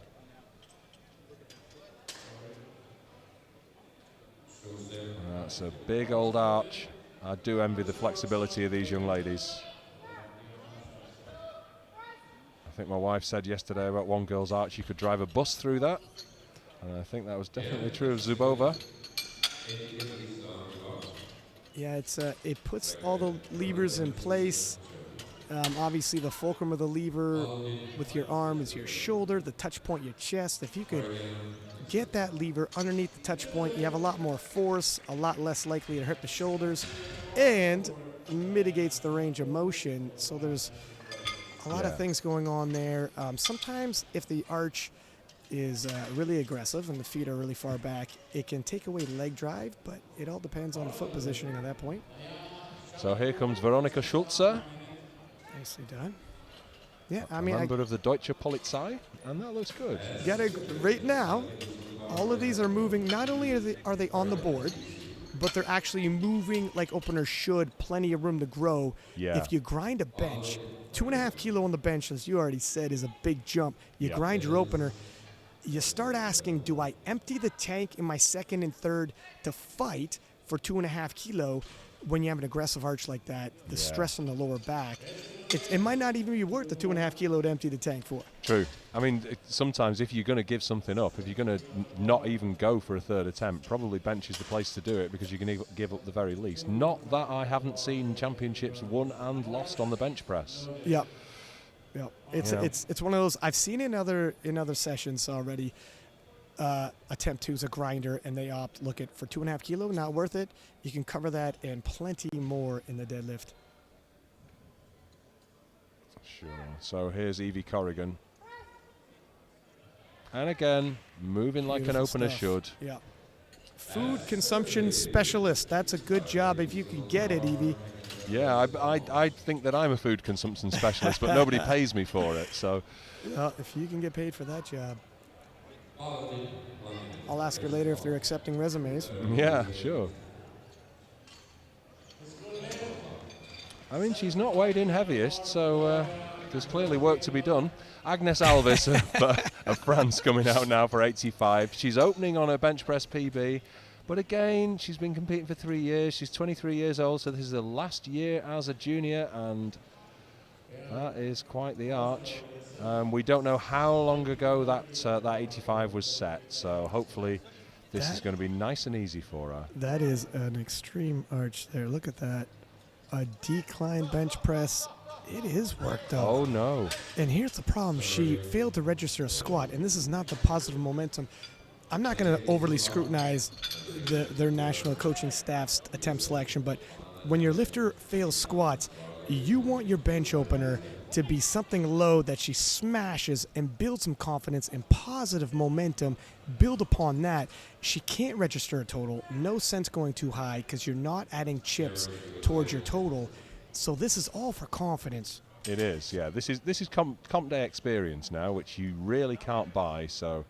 Yeah, it's so open light and just get some positive momentum going. Yeah. Now she's put 85 in again, which I think is safe. To be honest, I saw the bar go back a little. I think if she just maintains the bar path, that should go, but that's going to have kicked her confidence right to the curb. Yeah, and that's the thing when you're already a little rattled from squats, opening with your personal best.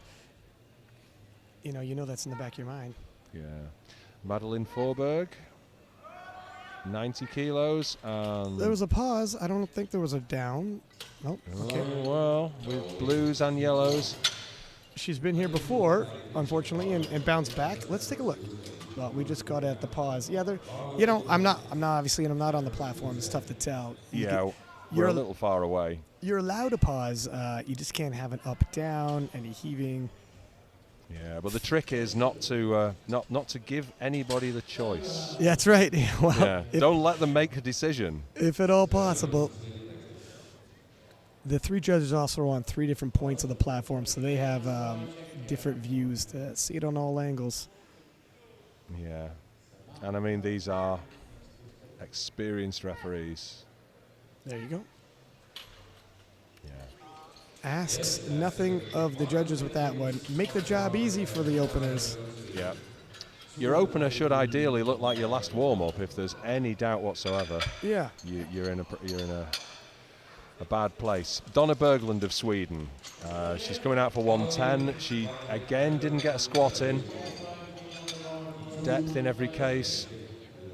You can only hope. So this is 5 kilo below her personal best. I like that.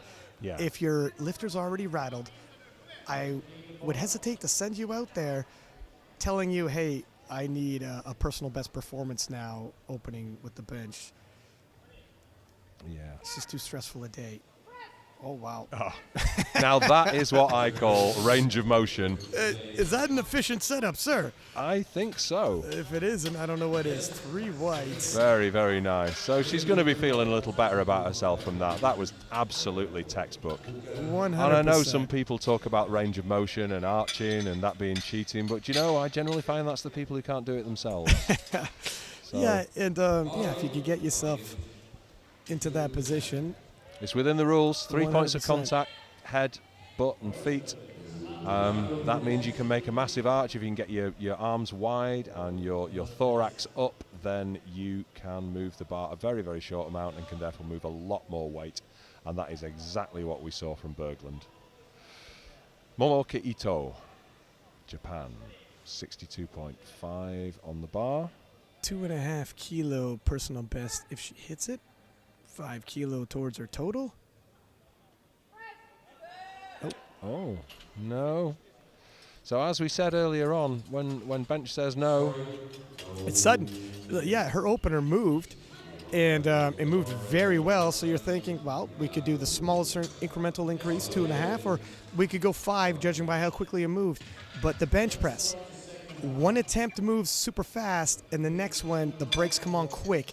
There's a very quick drop off. Yeah, I mean, it almost looked like there was a strip of Velcro on the singlet there. It's just stuck. So. Yeah, no, I got to agree. Especially in the 57 kilo class, 2.5 kilo jump is still pretty big. Absolutely. So this is Amanda Dodaro. And yeah. No slowdown in speed. They took a 2.5 kilo jump, probably another 2.5, I'm thinking. Stay in the pocket. If we're going to see a replay, I think what they were talking about was the thumb. One of her thumbs sticks right out and is aligned with the bar, parallel with the bar, while the other one is curled round. So I think that's what Vicky's telling the referees. Just watch out for this. This is how she is. Maybe there's maybe she broke a thumb, or that's just how her hands are. Yep. Yeah. You see that in para bench when people can't fully extend the elbow, they'll go round to the referees and they will demonstrate, look, this is how far it goes, okay? Don't be judging me on it not going any further. So you just got to get that established. Cher Duffy of Ireland, 62.5. Now this is that 5 kilo jump from her opener. Handles that well though. Yeah, that was a very quick press. Yeah, I think. Well, let's take a look. P of the press. I mean, we can't hear anything within the. Yeah, and so, yeah, I guess so. I didn't hear it myself. They're saying. Just a little quick. Are they? I seen the jury asking if her butt lifted. I didn't see that in the video though. No, I didn't. And we've got those white lights at the side of the platform to make the job easy for the referees. If you can see white through there, then yep. You're going to give a call. I think that was a command issue, but either way, there was no protest, so no. And the strength's there. I wouldn't be. Yeah, it's Megan Layton now for 67.5. Ooh, the left side just could not get that going. No luck there for Meg, unfortunately.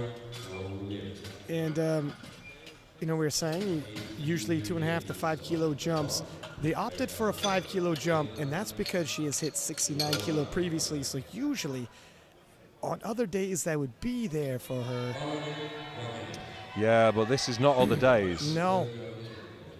It's a brand new day. It's the IPF Worlds, and there's a lot of other variables in play. Absolutely. Elena Zabova of Russia coming out for 80 kilos to match her PB. We've seen 2 failed and 1 hit in the second round so far. I think that looked really strong. I think we have another hit. There we go. 5 more kilos, matching her personal best with ease. Yep. And she's going to need that extra 5 kilos she's picked up, because looking at the forecast, she's definitely in position to jump on the podium if she holds serve. Yeah, it's going to be close at the top end. That's to say the least, my friend. That is to say the least. These ladies are pushing each other to the limit. Yeah, so Schultz of Germany, 85. Absolutely everything counts here. Ooh. Oh. Look at, I think she got that. See what the judges say. But Yeah. having said that, that was a 5 kilo jump. Definitely no more than 2.5 kilo jump, and that might be a big ask. I would say so. I mean, you've got to try for it, right? You got to try, but that kind of moved like a third attempt. You never know. A little more intensity could be there.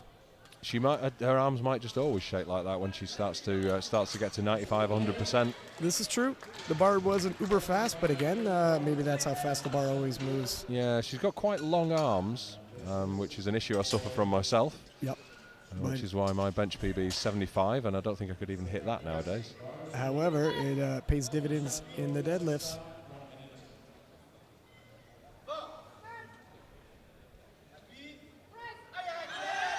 There we go. Yeah, that looked nice for the French lifter. Let's see what the referees say, and they agree. Okay, so the first lift on the board for Agnes. Not going to get a total, but she's got a lift in. Yeah. So our scoreboard hasn't updated, but this is the American lifter. Yeah, Maddie Forberg missed. Wait. Okay, I think they're going to wait. Oh, hang on. The scoreboard to change. There we go. Yeah, so Maddie Forberg. They want the. Okay. Yeah, she didn't get 90 on her last attempt. She has hit 95 previously. Yeah. The strength is there. And her 90 opener, it moved. There was a stutter. And you're allowed to pause. You just can't have an up-down. Yeah. I think she just gave them a chance to make a decision, and that's what she wants to rule out this time. Same thing, a little more smooth, and she'll be okay. Oh. Ooh, so again, I think there's a pause. I don't think it's an up-down. But There's a bit of a heave, though. There we go. Okay. Now, we have a yellow from one of the side referees. I think there was a butt lift, but I think that's maybe only on one side.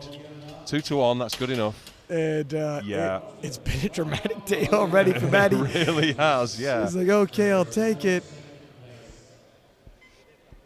Evie Corrigan here now, looking confident, just explaining to those spotters exactly how she wants the bar delivered to her. I think we said before, this is the Czech spotting team, if I recognise them rightly. We've seen at competitions around the globe recently.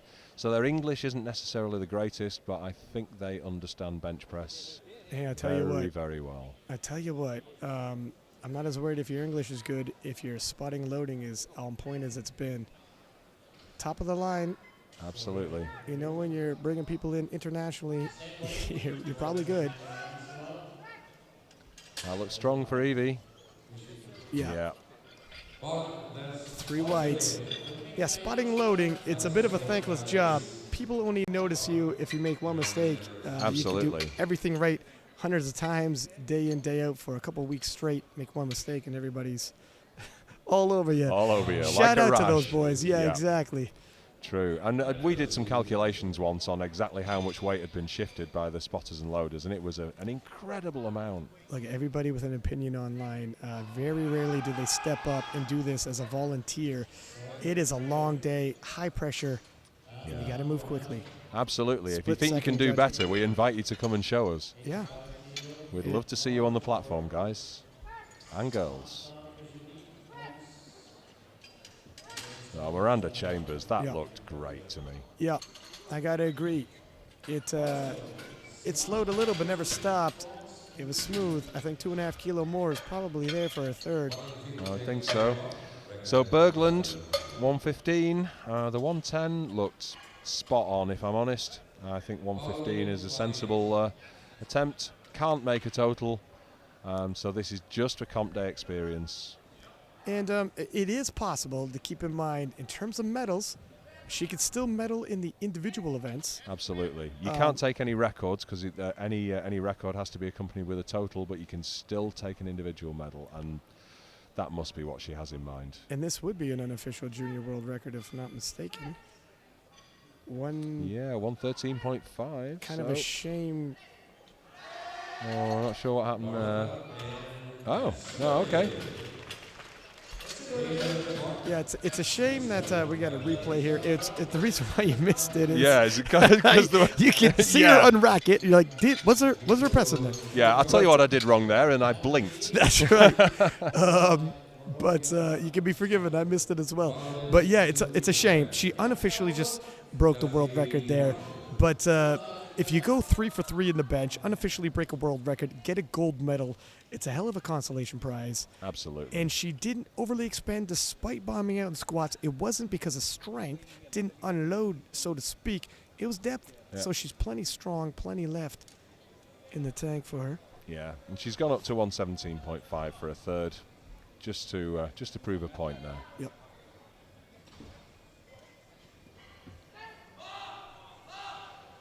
So didn't move at all for Ito last time, and yeah, same again. I often talk about the irresistible object and the immovable object and the irresistible force, and I think that's what we got there. We got a state of equilibrium about 1 inch off the chest for Ito, so that leaves her with 57.5. Cher Duffy now for 62.5. Didn't go last time. She seems to be coming out with good grace here.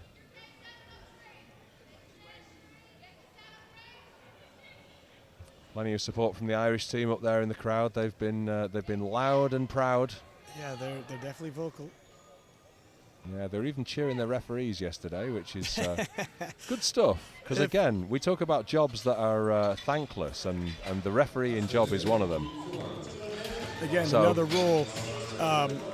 If everybody agrees with you, no thank yous. You get a couple of people who don't agree with the call, and they're all over you. Yeah, but that was 2-1 and a good lift for Sherry on the second time of asking. Amanda Dodaro now for 65.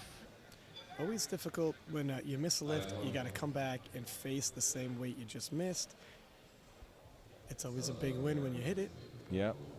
I mean, you'll sometimes find people who've got a bogey weight and they'll just go beyond it and say, do you know what, I'm going to have 65. Psychologically, it sounds weird, but it's true. Yeah. Especially those even round numbers. Nicely done. I think that's perfectly placed attempt selection because 2.5 kilo would have broke the bank. In terms of those nice even round numbers like the 500 club, the 300 kilo club, it's when you're just breaking into new ground, new territory, new barriers, psychologically, if you've never done it before, and people just put so much onto those new clubs to join, it can be difficult. Yeah. Which, again, sometimes it's better to not know what you're doing and just come out and approach it. Yeah. We saw a lifter yesterday who thought she'd done 131. It turns out there was a misload. She'd done 136. I think this was in the 52s. Whoa! And that was for a world record. Yeah. So she didn't just break it; she shattered it. Yeah, and fair play as well. It was the Swedish team coach who noticed, and it was a Russian lifter. So this is the level of sportsmanship we have in powerlifting. Now this is Megan Layton. Come on, Megan. Too much. Just a little too much. But 62.5 remains her best on the day. All is not lost.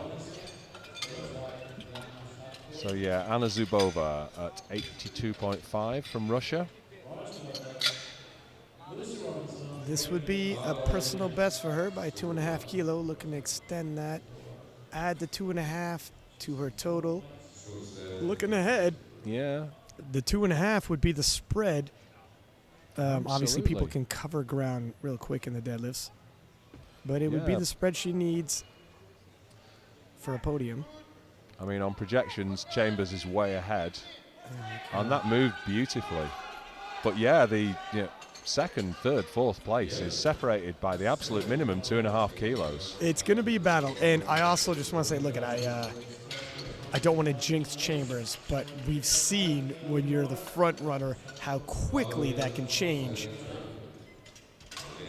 It's very easy to kind of get ahead of yourself and start thinking about what's going to happen next when what you need to be thinking about is what's happening now. I say the projecteds with bated breath because we've seen shake-up so much already.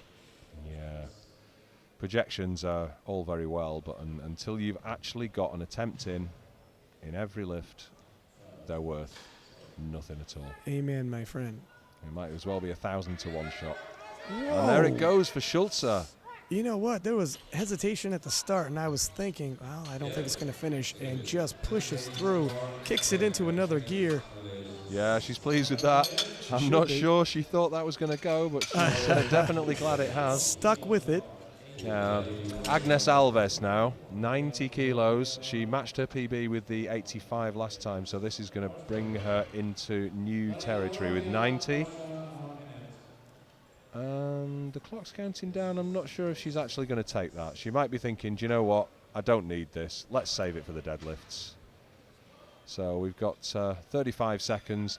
Probably just a little bit of time to thank the sponsors here. We've got SBD, whose kit you've seen, clothing and equipment you've seen on the platform. You can see the spotting and loading crew wearing it. We've got Eleiko, or Swedish engineering, the absolute finest Swedish engineering. You can see that combo rack there on the platform, and they have spent an absolute fortune on fitting out the back room. I've never seen anything quite like it. And finally, AtLift, if you are wanting to connect with a validated coach, you want to download the AtLift app on your Android or iPhone and connect yourself up with a coach. And that just takes us to timeout for Agnes Alves, and we are now going to be seeing Maddie Forberg. I hope she doesn't mind me calling her Maddie. I think I know her well enough now. Coming out for 92.5. Now, she's hit 95 previously in competition. Missed 90 on the opener. Made an adjustment, cleaned it up a little, hit it on her second. She's bouncing back from adversity here at the World Championships, showing a lot of heart, showing some character. Can she improve another 2.5 kilo towards her total? Well, we're about to find out. I think it's very tough because, again, we're seeing that she's up against her Chambers, also from the USA. And I think that can be tough sometimes. You're like, oh, you again. I mean, the US is a big place, but once you've run up against someone at Nationals, which I'm sure these two have, or else they wouldn't have qualified to get here. So there we go.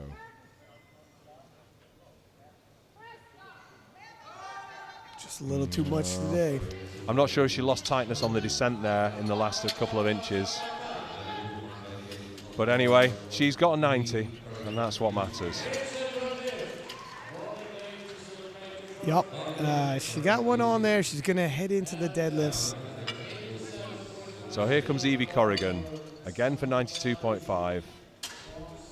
This has been a bogey weight so far. Chambers hit it with her opener. I tell you what, so Corrigan, this is a 2.5 kilo jump. Currently a bronze in the bench, which is always nice to take medals in individual events. But in the bigger picture, with a race this tight, 2.5 kilo doesn't sound like much, but that's a separation from the rest of the pack. It is that close. Yeah. If you win by 2.5 kilos, you still win, right? Correct, sir. Oh, a little too much of an ask. No, so often we do see this on the third bench press. And again, as we've said, 2.5 kilos for these little ladies is a larger percentage of your body weight. It's all about percentages, correct. So as the weight classes go up, the weight goes up. 2.5 kilo relative to that percentage-wise is a smaller jump. But it's the smallest jump you could take in any weight class. So it's a big ask sometimes. Yeah. 100 kilos now for Chambers. Looking to be dominant in the 57s so far. Obviously, we're not into deadlifts yet, so nothing is real, nothing's solidified. The smoke is still swirling. Chambers is opening with a pretty big deadlift. However, I mean, I've seen people in the lead open big and then falter. And that was a good fight. Yeah, that was it was slow to move and just accelerated towards the top. I tell you what, the American coaching staff paced her excellently in the bench press, got pretty much every single kilo they would have. I think even half a kilo probably would have been too much. 100 kilo was right on the money, 3 for 3, and currently in the lead. So Berglund, 117.5. I mean, she's guaranteed at this point the gold medal in bench. unofficially broke the world record in their second attempt, and unofficially looking to stretch that even more, 113.5. Yeah, so she's going to put 4 kilos on. I mean, I don't know who holds that record at the moment, but whoever it is. Oh no, she's been told to re-rack the bar. I think she got a press command though. Oh yeah, no, she sorry, got you again, my friend. This is me blinking. I was just about to say, looking dead on because of the angle, it was really hard to see a whole lot of bar movement. It was there though. It was. It's tight. It was absolutely tight. Yeah, so that would, as you say, unofficially extend the world record. And we're into the 63s. First group. I mean, the record actually in this group is lower than the record in the previous weight class. The record on bench press for the 63s is 133, and that is half a kilo lower than it was in the previous group. So I think the previous wasn't it 113, and now unofficially it's 117.5. You're right. I'm slipping out. It's okay, my friend. We see nothing but numbers in front of us, and 2-1. Good lift for Katrina Connolly at 55. Oh no, this is Katrina Connolly. That was Harrington. Irish lifter following Irish lifter. Yep, back-to-back Irish lifters, and they are well represented at the Worlds this year. Both with 55 kilos. Nice little 1-2 punch.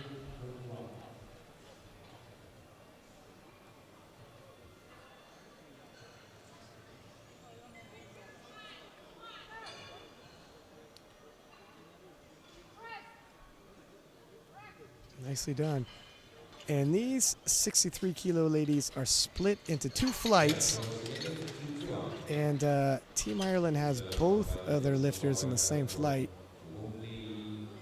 It's tough. You gotta split the coaching staff up in terms of warm-ups. You can warm up together, but all hands on deck, running numbers, crunching the data. If you're fighting for placings, keeping an eye on the opposition.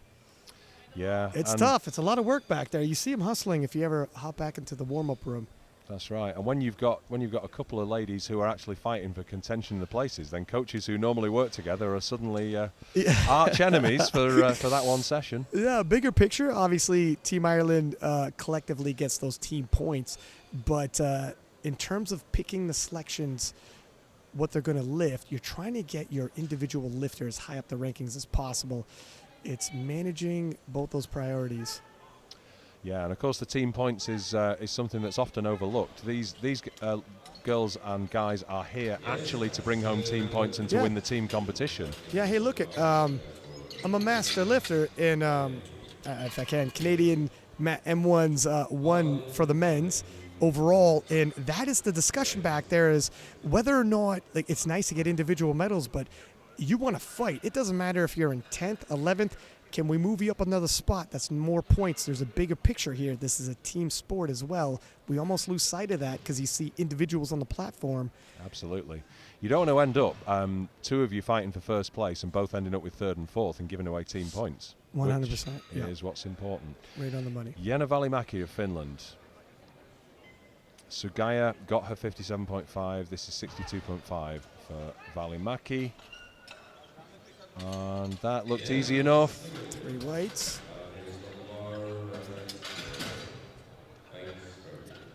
Baines of Great Britain now. Coming out for 75. Not troubling the loaders with any change. I'll just have the red plates and collars, please. I don't want to be difficult. Let's keep this moving at a nice clip. 75 is her previous personal best, if I'm not mistaken. She blew past that previously with the squats, so I'm expecting the same here. Yeah, absolutely. And was it Baines that you were saying had actually lifted since updating her profile? So 3 weeks ago at the All England. That's right. So I'll just see if I can get our team of researchers on to find out exactly what it was that she got. And 3 weeks is it's a big turnaround. Yeah, that's no time to recover. You should be back into the start of your first session. But these girls are young, so... Yeah, I mean, the nervous system gets taxed. Everybody's got different recovery time periods. Obviously, didn't take any injuries or any kind of muscular damage, so... No, she had a very, very good competition. This is Ronja Andersson of Sweden.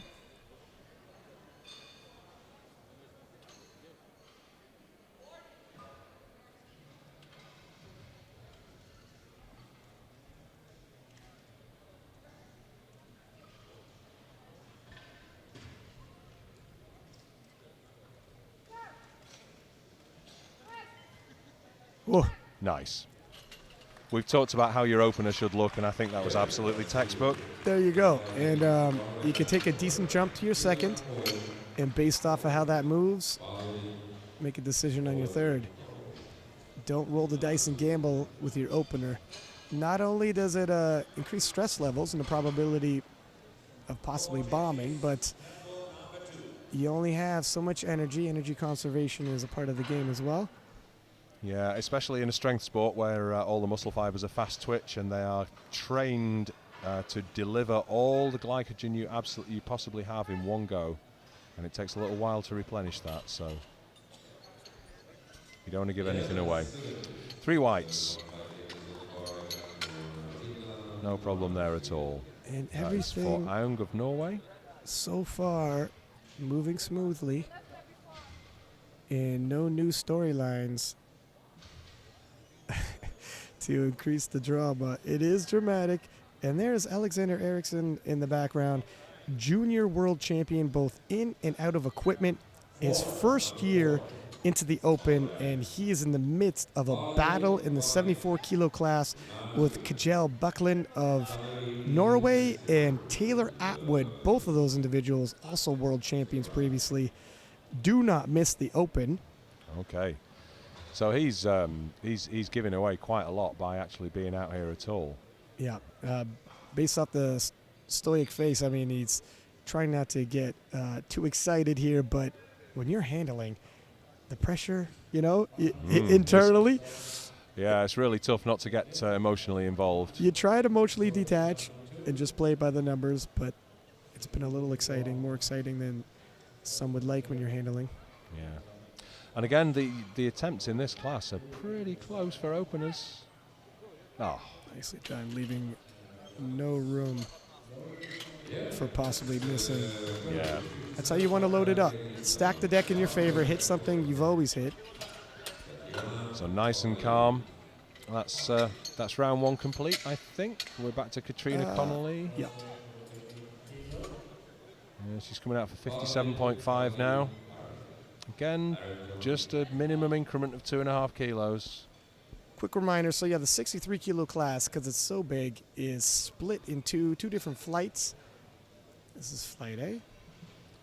So the absolute maximum you can have in one flight is, I believe, 15 lifters, am I correct? I thought it was 14, but it might be 15. Yeah. So we're above that anyway, so it has to be split that way. Yeah. Otherwise, it could be said that there's an unfair advantage because the amount of recovery time that the lifters get and so on and so forth. So. Nothing but green on the scorecard so far for the 63 kilo juniors in the bench press event. Long may that continue. Jennifer Harrington coming out for 60 now, so she's moving ahead of her colleague if she gets this one. Like you see in a running race, they're all pretty close to start with and they kind of spread out. Yep. But sometimes they close up again towards the end. Yep. It's all well and good, writing a number on a piece of paper and handing it in. Yeah, then you have to actually validate that. It's like writing a check with nothing in the bank account. You've got to make sure you got the funds to back it up. But I would say that Harrington is definitely flush with the money on that one. So Sugaya 62.5. PB is 60.5. Again, that must be some kind of record. Yep. Possibly a national or regional record attempt right now. It's just something to keep in mind. You know, when you see these lifters coming out, no matter where they are in the overall rankings at the world level, at the national level, they can be making history, setting records. I mean, just to get here, you've got to be the best of the best. Yep. So, but they've just moved up from one pond to an even bigger one, to use that analogy. This is where the sharks swim. Yeah. Which is why we don't want to see red on the scoreboard. You don't want any blood in the water. Nice. Oh, no. Nicely done, sir. And 5 kilo, just a little too much. Yeah. I mean, hopefully she knows what she did wrong. She's not looking overly concerned. Yeah, Coach knows what happened. They're having a quick discussion. I would think they're going to attempt the same weight. When you have an aggressive arch like that, if you go even slightly off the bar path that you're used to, it's very hard to recover. Yeah, very, very similar to equipped lifting. If you get it out of the location where the bar is going to move, nothing is going to happen. No bringing it back. And that is, to a point, is the same with the arch, because you're getting into a kind of a decline position almost.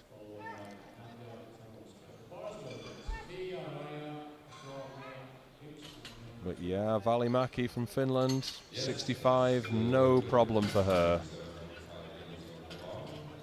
She's hit 67.5. Wouldn't be surprised if that's the next attempt for her. And here comes Baines for 77.5. Karenjit Baines, Great Britain. She's an accountant, so she's going to be all about these numbers. Yep. Crunching the numbers in the back.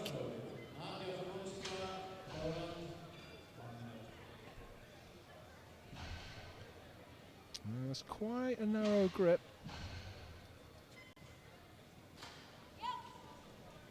And you can actually see the rings on the bar on the either side of her hands there. More of a tricep dominant press. Yeah. But if it works. Yeah, well, she knows what she's about quite clearly. So 3 white lights. Fist bump and a smile for the coach. No dramas there. This is going the way she wants it so far. Ronja Andersson of Sweden. This will match her PB.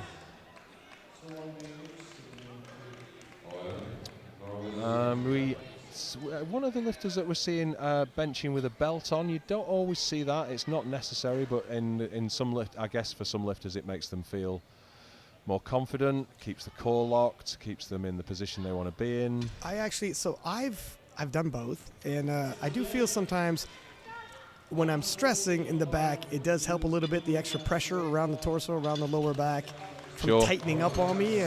Sometimes your lower back can actually tighten up on the bench press when you arch and you're under a lot of pressure, squeezing and leg driving. The belt helps alleviate it, keeps your lower back a little bit fresh. Yeah, it just keeps the core close. That's it. Yeah. And a close core, always something you're shooting for in powerlifting with all 3 lifts. Yeah. Now, if you're watching the bench press and you're thinking, well, it's just about arms and chest, it really isn't. We talk a lot about leg drive. The whole body gets involved. You can come away from a bench press session with a stiff neck. Absolutely. You have hamstring cramps from a bench press. Oh, and that was a tough one. Did we see that dip? There's definitely a pause. Let's see if there's a dip. Judges are closer than us, yeah. Yeah, afraid we did. It was minuscule, but these judges have got very, very close eyes for this kind of thing. Oh, so yeah, no. You see it in the replay there. There was a little bit of a up-down. So 92.5 for Matilda Vilmar of Sweden.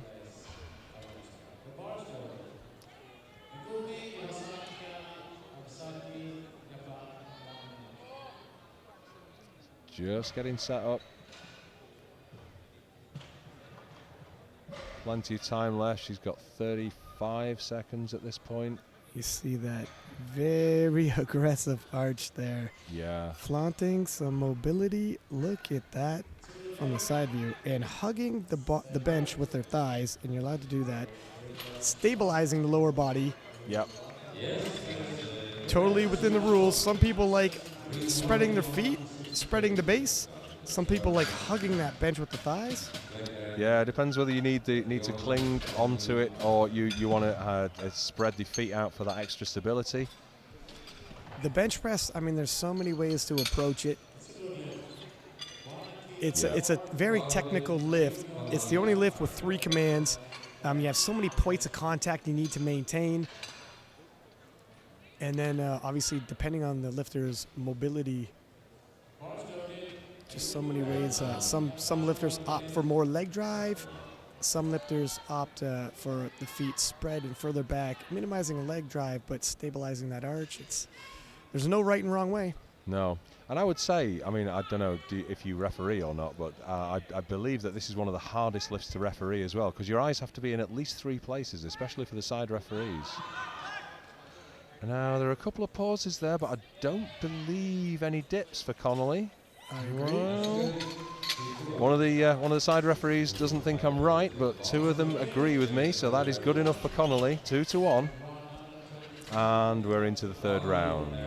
Yeah, absolutely. So in terms of the infractions, there's a lot of opportunity for an infraction with the bench press.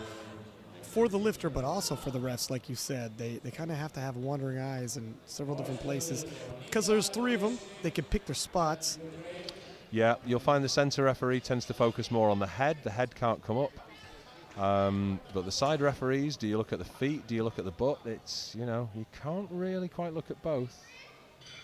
You've also got to watch the bar to make sure it doesn't dip.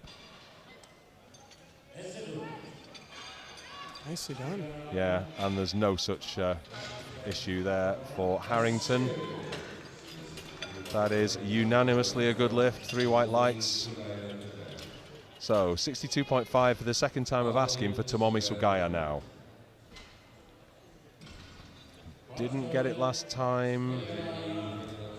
Yeah, I believe off the chest. It wasn't, Just wasn't quite there, was it? And it could be, again, if you get a misgroove off the chest, you got a big arch, there's almost no going back.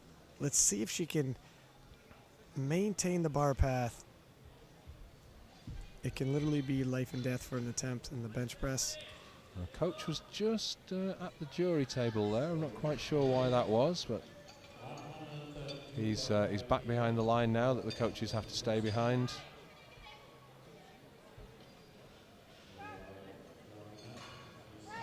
Ooh, did she jump that press command? I think so. I think that was before the P of the press, unfortunately. But, it's academic because the lift didn't go anyway. Wasn't there regardless. Nope. So leaves with a best of 57.5. We're on to the Finn now, Jenna Välimäki. Last year as a junior. Messing with the big girls next year. Yeah. Which is a whole other story. It is, you got people like Sam Calhoun, and if you like bench pressing, have you heard of Jen Thompson? Have I heard of Jen Thompson? Who hasn't, right? Possibly the greatest powerlifter of all time, undisputably the greatest bench presser. Maybe regardless of weight class and divisions. She is absolutely phenomenal. Having said that, there's an Italian in the open this year. That's covering quick ground in the bench press. He stutters, but was there down up? There was definitely some pausing. I think that was okay. 3 whites. Yeah, that's what you want. Yeah, I have heard this about the open, and that it's going to be interesting. Look, it's Sam Calhoun has a phenomenal deadlift, holds the world record. The Italian lifter, name escapes me right now, number 2 in the nomination, put forth what would be, I think, over a 500 kilo total, which is more than what Sam has totaled thus far. Not necessarily is it more she's capable of. We're going to find out shortly. It is going to be a battle, and you don't want to miss these battles in the open. A little sneak peek, 63 kilo class. Yeah, I'm here for the whole championship, and this is going to be absolutely epic for the whole thing. I gotta agree. Well worth all the time off work. Karen Baines now, 80 on the bar. She's looked good so far, and she's still looking good. Uneven lockout, but that's okay. Yeah. 3 white lights. Yeah, we don't have the uneven extension rule. As long as it goes up and there is no dipping of the bar, which there wasn't for Karen Baines, then that is a good lift. So 85 now for Ronja Anderson. We know that the openers are now set for the second group. And this is 85, 2.5 kilos above her personal best, which she matched with her last lift. And you see the almost sumo setup for the bench press. Yeah, those feet are almost at 90 degrees. It's very difficult to get a lot of leg drive, but it stabilizes that arch. She clearly needs that wide base, and with the way that bar moved, she's clearly not too worried about leg drive there. The only way you kind of figure these things out, what works best for you, is you got to experiment, have a coach review, and it's just a lot of trial and error, a lot of tinkering, small tweaks here and there, see what works. Absolutely. And you never, ever, ever stop learning, do you? We see Masters 3 and Masters 4 lifters going, well, I've tweaked my technique. Oh, yes. I think it looks good. In my estimation, there was a pause, but no downward movement. Judges agree. I think you're right. And failed 90, comes back, hits it in the third attempt. Vilmar now for 97.5. She's gone up 5 again. That's ambitious. She has hit it before, so if she's feeling good. Yeah, and she's looked strong so far. Obviously, she's representing Team Sweden, so the time zone change, travel, a whole lot more friendly than some of the other international lifters. The variables are on her side. Yeah, although Sweden is a big old place. I'm not sure quite where she's from. We're right in the southwest corner. From the beautiful Helsingborg harbour, you can actually see Denmark even on a rainy day. Yeah, some of the lifters from Denmark are closer than some of the lifters from Sweden. Yeah, absolutely. Oh, wow, no. Oh, no. Not quite, so it was a little ambitious. This is the 2020 hindsight that we're always possessed with here in the commentary box. That's right. It's a privilege. It is indeed. But nonetheless, that was silver medal position for that group. However... Yep, still some lifting to go. Yep. Although, to be fair, from openers... It's she might hold 4. Yeah. It's a possibility. All depends on these ladies getting their openers in. And this is Suzanne Daniel of Great Britain. Opening at 80 kilos. 5 kilos below PB, so should be manageable. Always nerve-wracking for me the first round. I just want to see them get their openers. I really do. I agree. Nice. Yeah, beautiful. And she stayed in the pocket like that for her squats, and that's kind of how you want to do it. Struts off confidently, and that's what the opener is kind of all about. Get yourself on the board, but keep the confidence high. When you smash something that easily, your confidence soars. When you struggle with something and it's only the opener, does a total opposite effect. Now you're second-guessing yourself. Yeah, I think it's famine or feast, really. You're going to walk away with a boost or a you're going to have feelings some kind about of nerf there, really. So it's hard not to get some kind of emotional attachment to attempt. You only got 3 of them. Yep. So we've got 3 ladies in a row on 85 kilos now. First of all, Fauve Bouchard, and she has absolutely smashed that. Yep. Again, I like the attempt selection. Same scenario. The seriousness on the face of some of these coaches. Yeah, I was talking to Jeff Butt. Poor lad had an extremely dramatic yesterday. Slept very little, right back into the fire today. And he's had a long way to come. Jeff is from Newfoundland and Labrador? Yeah, talking about, so Sweden's a big country. Canada, depending on where you are, there could be a 3-hour time zone change. You could fit Europe in Ontario, the province of Ontario, let alone how many times you could fit Europe in Canada. Absolutely. I was talking to some guys from Newfoundland last year, and they'd had a longer journey to get to Calgary than we had from the UK. Yes. So, yeah.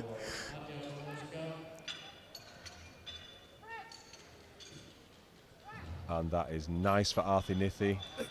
Again, I like the attempt selection. You know, the openers, it makes me cringe when I hear powerlifters brag about openers, like, well, I'm going to open, you know, with yada, yada. Don't put too much stock, emotional attachment towards your opener. No, absolutely not. I would say you really don't know what you're going to open with until you've done your last warm-up. Exactly. And even then, you're not sure, right? Nobody cares where you start. They care where you finish. People say, what did you total? They didn't say, well, what did you open with? Yeah. That should be a moot point. Yeah. If you make too much of a point of it, yeah, you might be moving forward with only your opener. True. Put too much stock in it. So Sara Naldi of Italy, 85. Nice short range of motion. Yeah. And, you know, I was talking about Angelini, who took the bronze medal in the 74 kilo juniors. I see him off in the wings helping out with Team Italy. And, you know, you see that with some of the lifters because it is a team sport. Everybody wants their nation to do well. All hands on deck. Absolutely. We've seen a lot of the masters who competed earlier in the week are now on the platform warming up the juniors. Yep. You even seen some of them hop in the commentary booth. And yeah, so I hear.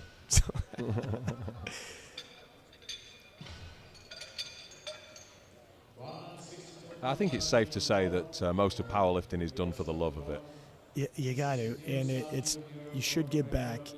Even on the local level, hop in there, do some spotting and loading.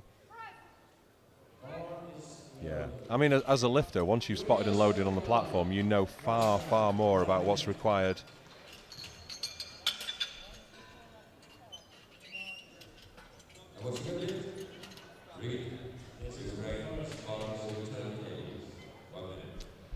So yeah, some of our researchers have just given us some information here about how many million square kilometres.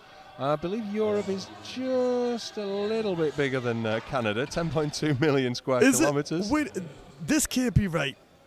There's no way this can be right. Do you know, I think what they haven't taken into account here, Ryan. 7 square kilometres for Ontario, and Ontario isn't 1 million.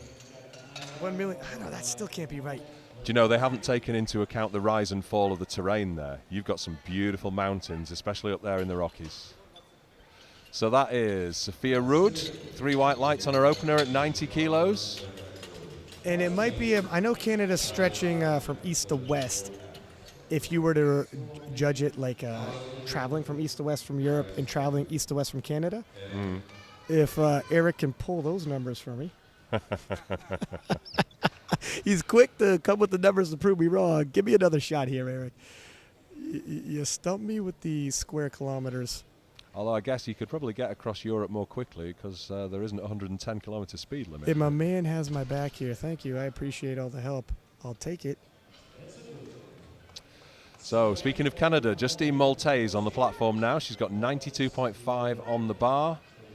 And nice. She moved that very nicely indeed. Yeah, Canadian national record see holder. How that looks. Oh, there was one yellow. I did think that there might have been a little bit of butt lift there, just from the way that she got the bar up. But yeah, the coach is on that, and he's telling her, yeah, we know what you did. Don't do that again. Okay, so here comes Jasmine Penn, opening at 102.5 here. Biggest opener in the 63s. She didn't get a squat in, but as we said before, individual medals are up for grabs. She's just letting those spotters know exactly how she wants this to go. No surprises. The day isn't over, and it's up to her how her story ends. She could still leave these world championships with medals around her neck and make everybody proud. Absolutely. And looking at opening deadlifts as well, it might not just be a bench either. Nicely done. Yeah. It's work, but it's there. I mean, it was a little lower on one side than on the other, yeah, but once it came up, it was flat, so... It's look, it was maybe a little shakier than she would have liked. They're looking at. I'm just wondering whether whether was the rack uneven? Yeah, it looked like it was a little uneven. I think that's what the coach is telling the jury. And that and we did just see that on the replay.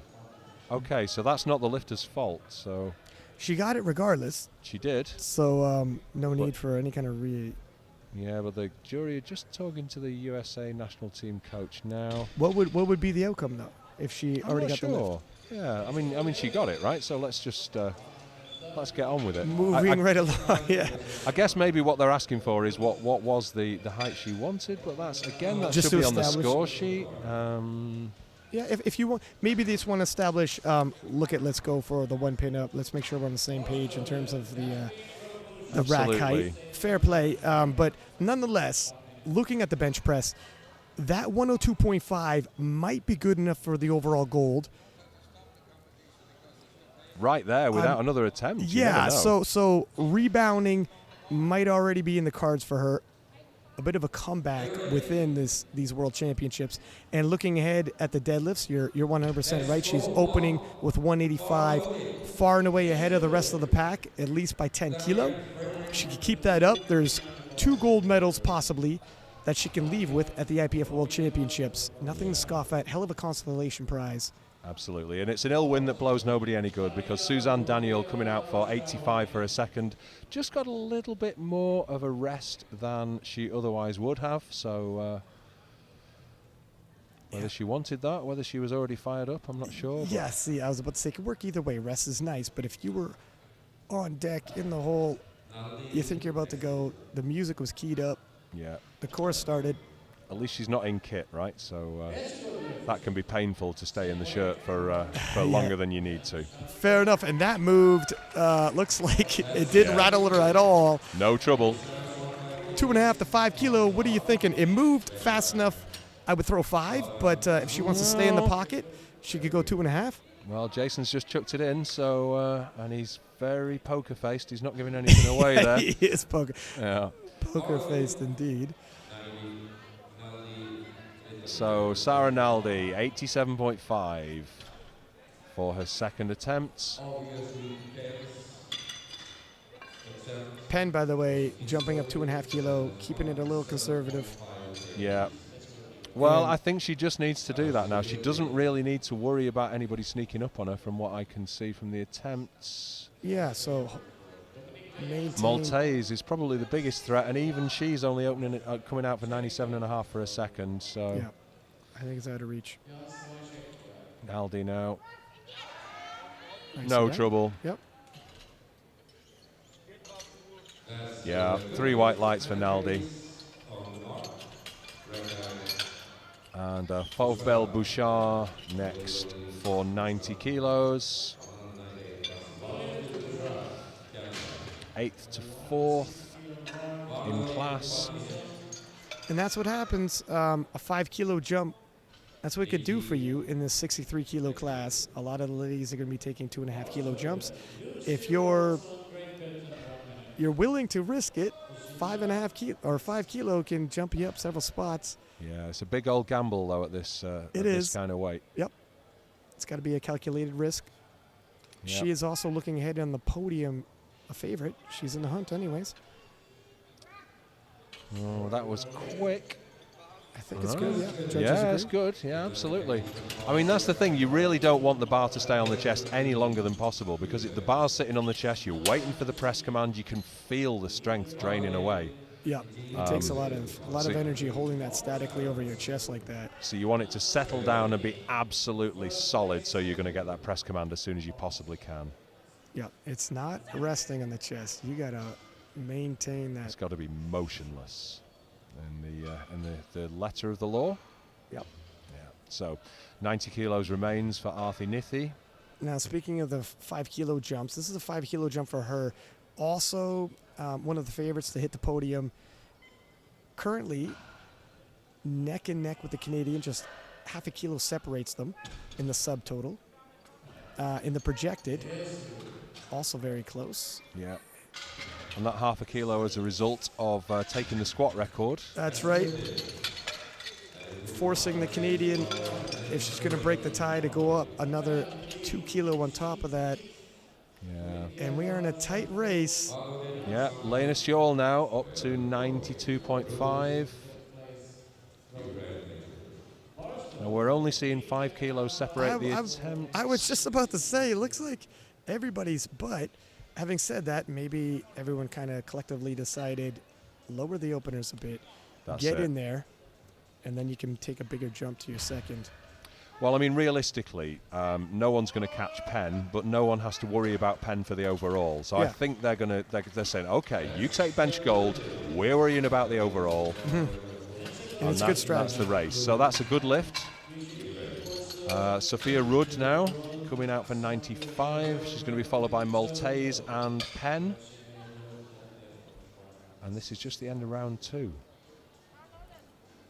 I'm not certain that this isn't one of the most epic competitions that I've seen so far in this championship.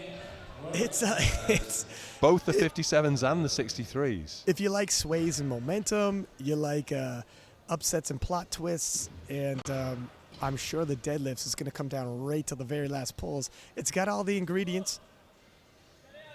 Yeah. I think this is the way we want it. It's probably not the way the lifters and the coaches want it, but...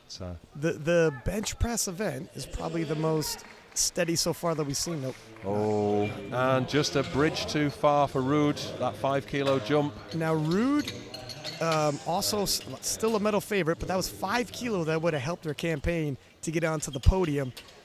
Absolutely. You can cover a lot of ground in the deads, especially when you're opening with a pull 175 like she has. Yeah, sure. So 97.5 now for Justine Maltese. Half a kilo below her PB.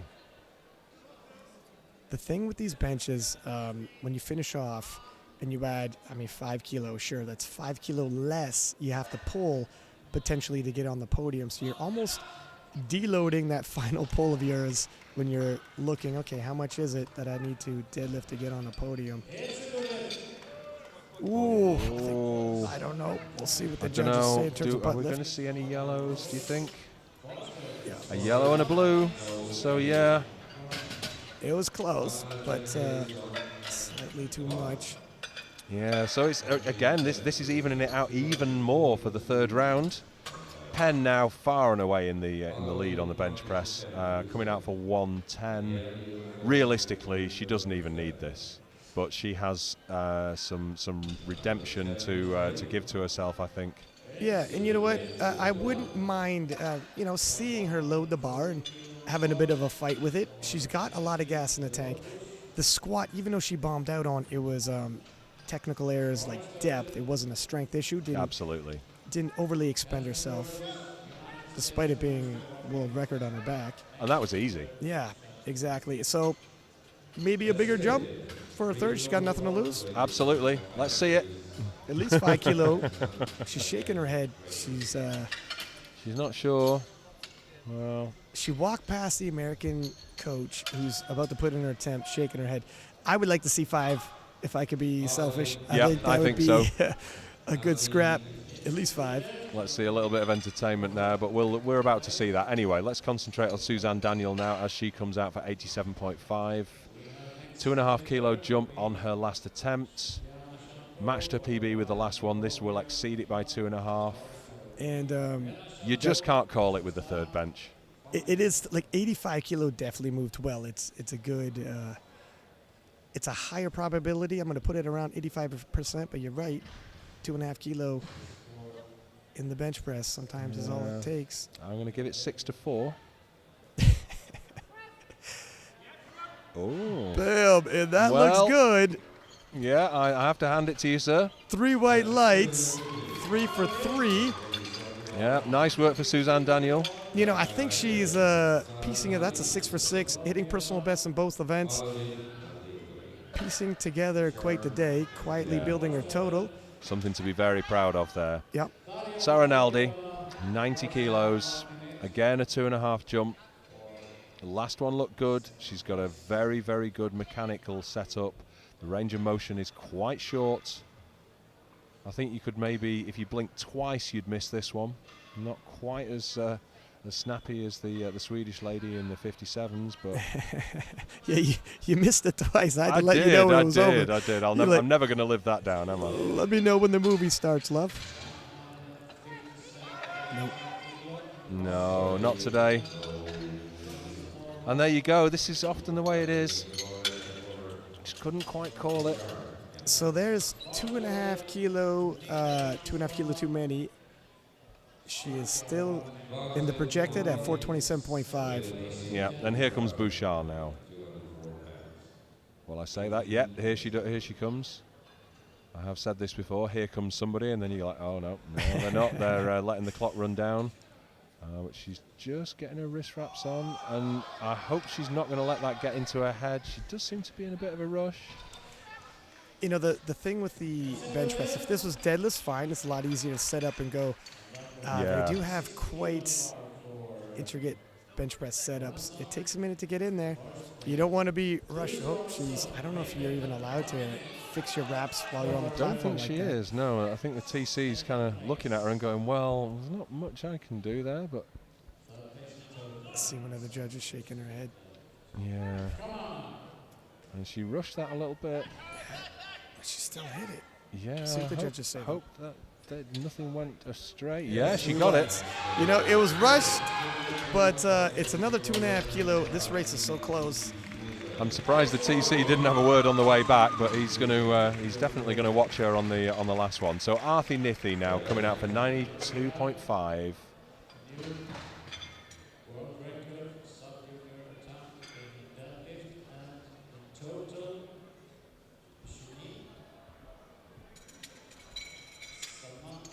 I mean, obviously, until the deadlifts are in, we don't know. But on projection, she's looking to be a contender for a podium. Yeah, her, Naldi, Bouchard. I mean, it is really close. Absolutely. Just the level of competition. Considering these ladies are juniors, this sport's getting better and better every single time. There's a stutter. Yeah, that's just too heavy. Returning back to the chest. And Naldi and Nithi both missed their thirds, and Bouchard hit. 2.5 kilo doesn't seem like much, but when the race is this tight, it's a lot. It can mean a lot. So this is now Lena Scholl shooting for silver, and I think you really couldn't call this. This is all to play for now. Two lifters going for 95, one for 97. The fight is realistically for the silver. Penn is unassailable. Yeah, Penn has that gold medal locked up with her opener. Yeah. And possibly by 10 kilo at the minimum. Oh, no, they caught it. It was just heading for the face, but the spotters were on point there. Bronze medal position for the bench press. Yeah, this is always the worry with bench press. You put in a big heavy weight right above your face. Yeah. Which is why we also have the spotter bars on that beautiful Eleiko rack. And the spotters and loaders are always quick to catch. Yeah, belt and braces though. So Sophia Rudd, this is her second attempt at 95. Just wouldn't move last time, I don't think. She's also right in the mix for a podium finish. Yeah. This is 5 kilos she really needs. She really does. No, just a little she's too not much. got it. Oh. Now she's still in the hunt. It just means she's got to cover a little bit more ground than the deadlifts. Absolutely. So Maltese is now thinking, okay, you've missed that. If I get this, this is going to, bring me a little closer. This is going to take me to the silver medal, 5th to 2nd. Yeah, from finishing off the podium to leaving with an IPF World Championship medal. Nice way to end the bench session. Yeah. I mean, bench sometimes can arguably be not as exciting to watch as the squats and deadlift, but I really don't think that that's been the case here. There's been some drama. So 97.5 for Justine. She really wants to get this. Oh, wow. Yeah, so it moved. Let's just make sure technically it was okay. And she's done it. And there it you was, go. That's how it's yeah. done. Look, miss it on your second, come back, hit your third, and walk away with a silver medal in the bench press. Yeah, and she was so excited she nearly ran through Jasmine Penn. Which is no easy task. But, no, too right. They're very solid, these ladies. You might bounce off her like a beam, but 112.5, 2.5 kilo jump. All right, I wanted 5, but that's okay. Yeah. She's still putting on a bench clinic here, so I appreciate the show.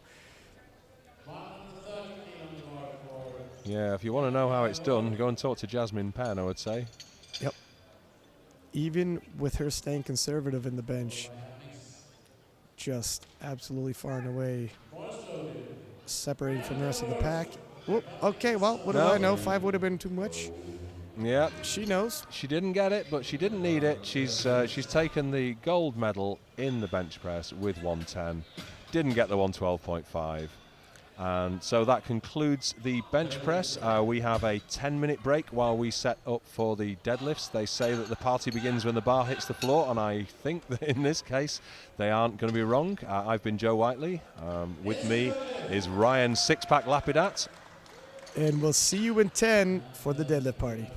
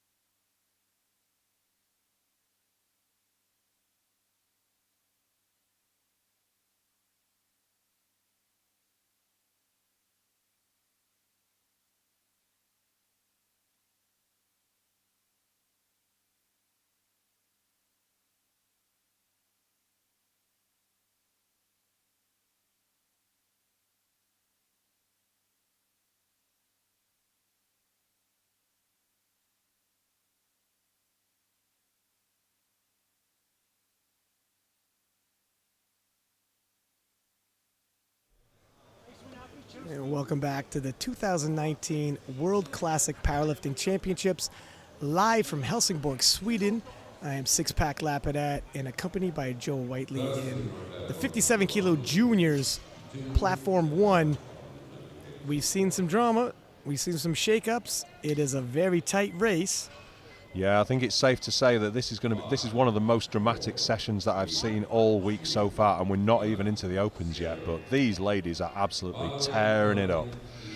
So, first out, we've got Momoka Ito of Japan at 120 kilos. This is the first round of deadlifts, so they just want to make sure that they get one on the board, cement that total, and then start to play the game with the numbers.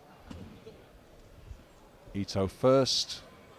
I think this is, for a Japanese lifter, suitably enough. This is a sumo lift. Oh, whoa. Whoa. Oh, that isn't good. That just looked too heavy, and The thing is, look, if it's a technical thing, you can make adjustments. You're not going to get a whole lot stronger in the back in 10 minutes. And if she at least budged it, like she pulled the slack out of the bar, that didn't move much. Sometimes a little inspiration, motivation, miracles can happen. We've seen it, but it didn't leave a whole lot of room for hope the way that went out. Well, I'm not a religious man, but I think at this point I might just start praying for Ito. Well, I think the powerlifting gods are real. Yeah. Because I've seen miracles happen. Yeah, absolutely. So 130 kilos is now on the bar for Donna Berglund. Nicely done. Yeah, no problem with that. And that's how you want your opener to move. Regaining a little footing after not registering a squat and in the bench and the deadlift. And if I can regain a little footing, sir. Yeah, okay. Okay, so I checked, and Canada, east to west, is longer than Europe. And Eric Roop from the IPF media team actually got, he studied geography in school, so fact-checking me. Yeah. Well, this is why we have a technical team here. That's right. I hope he doesn't come back with more facts. So Cher Duffy of Ireland, move that, no problem whatsoever. No problem at all. Interesting. Okay, so she's wearing her shoes. There's a heel and they're a little squishy. That takes a little bit of the force you create when you have a squishy heel. They look squishy anyways. Yeah, they did, a little. And the heel pitches you forward a little bit, which usually is the opposite where you wanted a deadlift. Back in the day, you were allowed to have actually an incline on the toe, and that's no longer allowed because it helps you lean back with the weight. Yeah, true. Oh, she makes you walk a little funny, gives you a little duck walk, so we don't want to see that. So Amanda Dodaro, opening her account there, no problem with 135. Megan Leighton of South Africa, 140. We've talked about Megan's powerlifting heritage. Her mum, Heather, is a very, very strong lifter in her own right and is doing some refereeing here in Helsingborg by the seaside. Nicely done. Yeah, and a beautiful conventional deadlift there from Heather. I've commented before on her colour-coordinated SBD kit with the blue and yellow, which is very appropriate for Sweden. They're the national colours of Sweden. SBD, of course, one of the primary sponsors of the sport, along with Eleiko and Uplift. 145 on the bar now for Madeline Forberg of the United States of America. She's pulled 157.5. It's been a little high drama in the squats. It's been a little high drama in the bench. I think she just wants to hit an opener and hit it nicely. Yeah. With room to grow and leave the drama for the last pull. She's definitely focused on this one. She almost forgot to chalk her hands on the way out, but as you said earlier on, deadlift is the one where you can spend a little more time on setup because really you've got to walk up to the bar, address it and pull it. Yep. Not quite so technical getting yourself in position. Easy for me to say, but yeah. Let's see what the judges say. Maintaining nice control of the bar as you put it down. And there we go. That would be the first opener she hit, and now you could start, making some jumps, regaining some footing. Building the total. Yeah. So 155 for the Russian lifter Elena Zubova. All of these, you'll see on the graphic on your screen, they're all going to say rank to 1. That is because this is the first round of deadlift. It's a rising bar, so every lifter is going to beat the previous lifter if they get their attempts. Knees came in a little there, but I noticed that as well, yeah. Yeah, not too much of an issue for her. The bar speed was good. Yeah. But you could see where it might break down under max load. Yeah, she just needs to watch that. Maybe turn her foot out a little. I mean, we don't know. I'm sure her coaches are going to be all over that. So 157.5 for Veronika Schulze of Germany. Germans have been well represented in these World Championships. Yeah. I've seen the magnificent mustache of Rolf, rivaled by one of your Canadian officials. Brock, I think. Oh yeah, Brock. Yeah, Brock's second best in the business, but I don't think he's quite up to par. The mustache game in powerlifting is it's tough stuff. You think this is competitive? Oh yeah. You think this is competitive? You gotta get up pretty early in the morning if you want to get on the podium there. Absolutely. Miranda Chambers, United States of America, 160 kilos. And Miranda, depending on how the deadlifts go, there's definitely medal contention. What color is that medal going to be? Well, we're going to find out. Now, she's not the tallest lifter, so in the deadlift, the bar doesn't have to move as far. Mm-hmm. And the opener moves smooth. Yeah. Look like there's plenty left in the tank. Sometimes you see somebody, it's hard to judge just off of openers. You might say, well, Corrigan from New Zealand, opening 10 kilo more, but she might be a little closer to her limit. Obviously, Miranda wasn't anywhere close to her limit. No. Despite being 10 kilo less. So you got to kind of see how the bar actually moves. Yeah. And you don't know, again, with the deadlift, you're going to see the biggest jumps. You don't know how conservative these openers are. You just want to get one in. Oh. Oh, my gosh. Oh, my goodness. She might have tons of heart. That. Whoa. Was not letting go of that bar. No. Now that is grit and determination and rewarded with 3 white lights. Yikes. Talk about heart. My the engine was revving, the knees were shaking, but the heart was willing. And ladies and gentlemen, the game is afoot. This is for a world junior total record from Evie Corrigan on her opener. And we were saying how competitive this class is. When your opener would make your total surpass anything we've ever seen at the IPF World Championships. Yeah. Total record stands at 410 kilos. It's never been this hard to hit the podium. Good grief.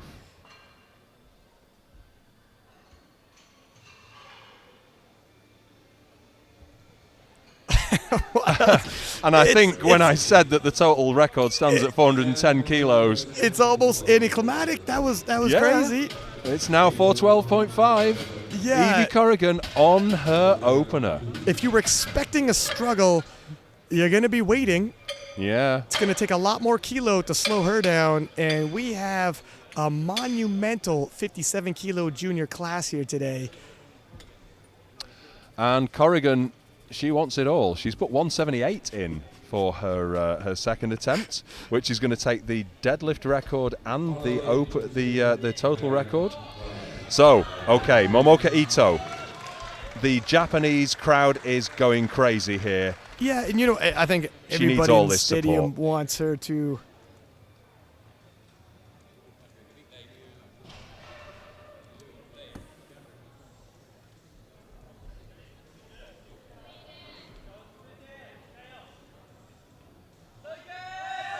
Whoa, and there it is.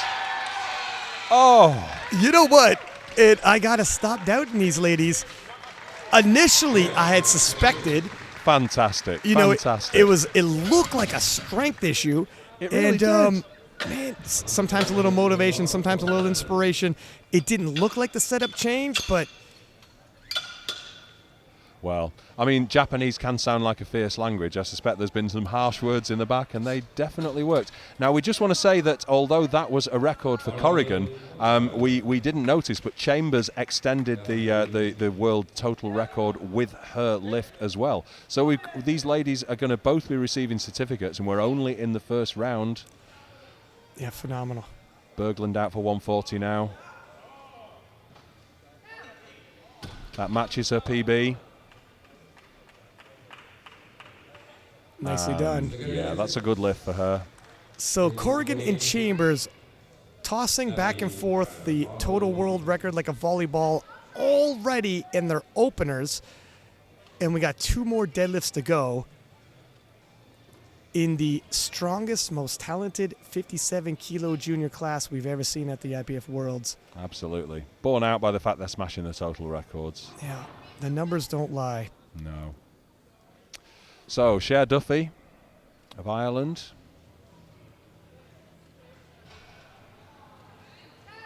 Looks good. I think you're right about those shoes, though. They do look to be Squishy a little in the bit heel. of give. And yeah, for anyone listening, if you're not aware, so the hard sole, if there's squishy, if you ever deadlift or squat on a floor with any kind of squishiness, it actually takes away some of the drive and the force your body creates. When you walk around with shoes and squishy under the heels, not only does it take away the drive and the force you create, but when you're pulling sumo and stability is a bit of a variable, it also adds that as well. It takes away a little stability. So rare you'll see it. And you Seems to work for her, though. There was no problem with that lift. But yeah, in exactly the same way that a racing car will have stiff suspension. Yep. You don't want any of that bounce, but it works for her, so I'm not gonna go anywhere with that. Forberg now. Oh, just a little bit of an issue at the top. Did we see some downward movement? I think you might have, yeah. Yeah, unfortunately. Strength is there. She locked it out. Just got to clean it up a little bit. Yeah, and that was only a 5 kilo jump. It was appropriate jump, well-placed jump. Yeah. Maybe keep the same weight for the final. So Dodaro of Canada, 150 kilos. Nicely done. Yeah. Look at that. Yeah, the one thumb is actually straight even on the deadlift. So maybe it's just the thumb. If you notice that, usually you obviously you want the thumb around the bar just for grip strength. And it speaks volumes to her grip strength when she's literally holding that in her fingers on the one hand. No excuses. No, absolutely. Made it all the way to the Worlds. Yeah, I mean, and in the running, so. And she just walked out and went, "Is that the weight? Right, I've picked it up. Off I go. Thank you very much. What's next, please?" So fair play to your compatriot. Megan Layton, 152.5. A little slow at the top, but no problems for Megan. It was fast off the ground. It did slow at the top, getting the shoulders back and the hips all the way through. Going to be interesting to see how many kilo they want to put on the bar. Yeah, coach is just approaching the scoring table now. So 162.5 is on the bar for Elena Zubova of Russia. Elena trying to increase the gap between her and the German who's at right now. It's 5 kilo, obviously easily surpassable in the deadlift event. All right. And I don't think we saw that knee come in this time, so she's addressed that.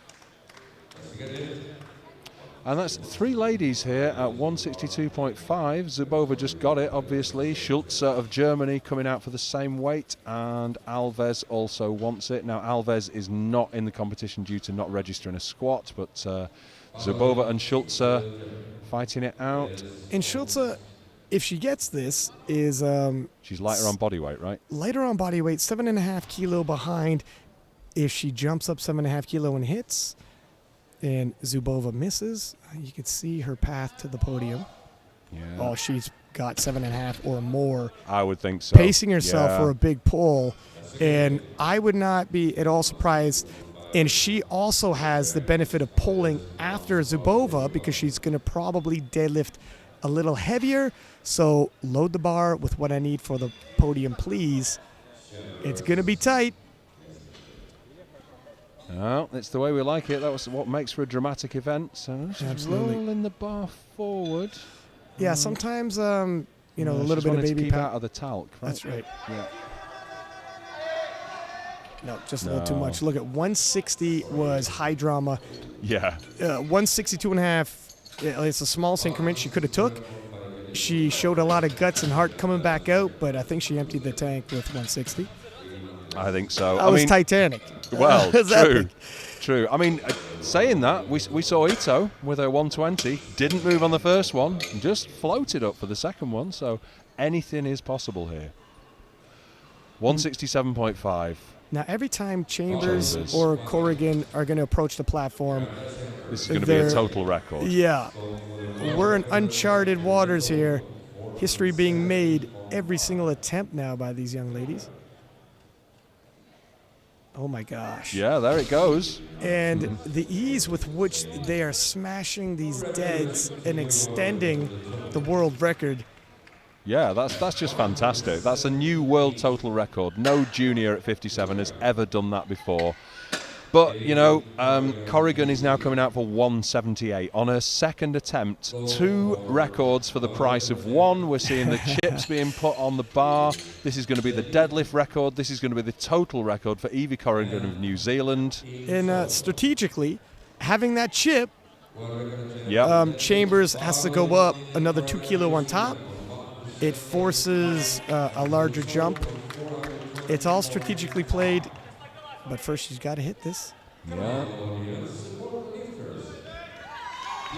It will nudge her ahead with another round of deadlifts to go. Johnny Wickland firing up the crowd, president of IPF Sweden. He is our speaker today on this platform. And all eyes on this platform now. Oh, it's yes. up. However, let's just see what the referees say. Yeah, let's see. 3 Oh, whites. It's now, good. 2 world records right there. Yep. In the number 1 position, but I think Chambers moved a little smoother and there's more room to grow. So that having been said, Corrigan is the bigger deadlifter, but Chambers pacing herself in total. It looks like she has more room to go, and Corrigan is closer to her limit. Yeah, well. Now, I say look like she has a chip and can force Chambers another 2.5 kilo up. There's an advantage there. They played their cards well, Team New Zealand. It's going to be... Absolutely. It's going to come down to the wire. Oh, my goodness, look at that. Yeah. That's a placeholder. It's got to be. Yeah, that's just a threat. That's like, come at me, bro. What Joe's referring to, our reaction, New Zealand has put in 192.5 for Corrigan's final deadlift. You're allowed to change that attempt twice, and she's going to deadlift last. So they just want to see what Chambers pulls, and then they'll load the bar for the win. Yeah, one would think as long as it's... Corrigan has the lower lot number, so yeah, she can play that game. Oh, and unfortunately, Ito, her grip was going there, but that was a plucky pull. Listen, 120, she came back from missing 10 kilo on top of that. You only have lightning on your strike so many times, I would think. Yeah, but, absolutely. When the momentum's on your side, I guess.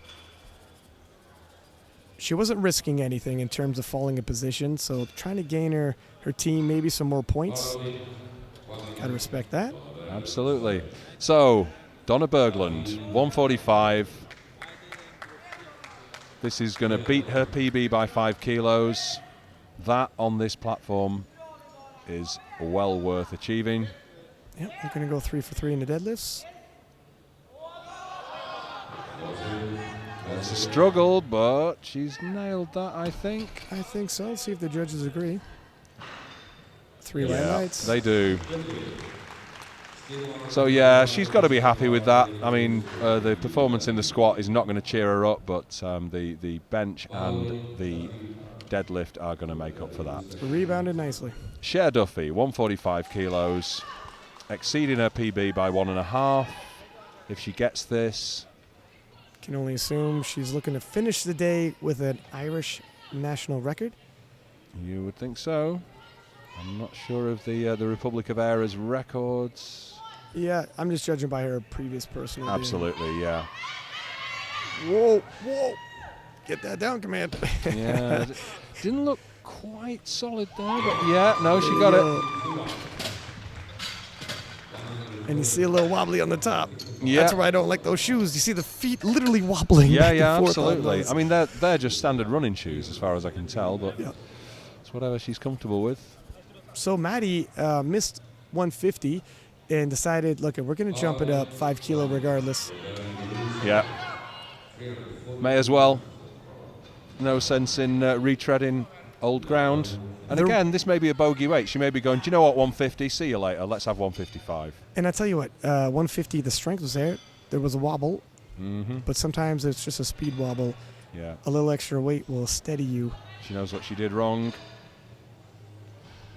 She's going to get it right this time, I hope. It's going. The brakes come on. She's struggling. Tons of heart, but just a little too much today. Yeah, you saw the knees come forward a little bit, and once you got to that point, really, it's probably not going to happen. So 162.5 for Amanda Dodaro. In the deadlifts, this would temporarily put her into the bronze medal position. Yeah. So Team Canada saying, look, this is probably your best shot of getting on the podium. It's a big 12.5 kilo increase. It's a big ask, but it's only 2.5 kilo over her personal best. Should be within reason. Oh, nope. No, unfortunately not. Not today. Well, her coach is laughing and saying, well, you did your best. Exactly. You risked nothing, and you almost left with a medal. You might as well pull for it. And it's your shot. Absolutely. Agnes Alves wants 165 now. Speaking of, she also wants a shot at that bronze. So she missed 162.5, jumped up 2.5 kilo, because why not when you're only 2.5 kilo away from a potential medal at the IPF Worlds? Sure, yeah. Be crazy not to attempt it. Chances like this do not come often. Nope. Once a year, and in actually. fact, this is she's never going to get this chance again because it's her last year as a junior, 23 years old. Well, so there you go. A beautiful way to end her junior career. It's going to be a little heavy. Well, she tried. You Yep. see that shrug saying, better to have tried and failed. That's right.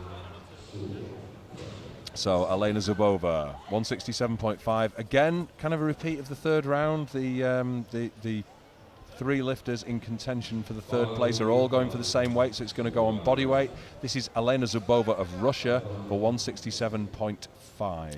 Now, there's a lot at stake here. Really the is. bronze, once again, for the deadlift is up for grabs, but also in total, it'll put her in a bronze medal podium position if she can hit this. There's a few more lifters to go, but Whoa, now that was a struggle. it was Yeah, that took everything she had. lightheaded, but she's Yeah. fine. 3 white lights, so Yeah, temporarily has the bronze in deadlift and also on the podium in total. And we'll have to see if there's any shakeup. yeah. Megan Layton coming out for 167.5. This is a huge jump. Massive jump, and again, it's the same look. Like in total, her position's not going to move, but the jump is because the bronze medal they think is in reach for the deadlifts. Might as well pull for it. Everybody seems to be pulling for this bronze medal. Well, If it's there, yeah. What you want to take home? whoa, and she might have it. Oh, come on, Megan. Oh, not today. It moved just above the knees before it slowed down on her.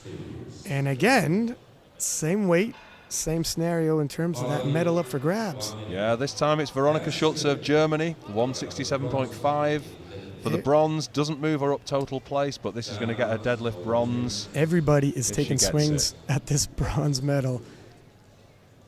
Who's going to have it? Wow. Zubova has it at the moment. Oh, but Schulze. Whoa, Schulze. Tons of heart.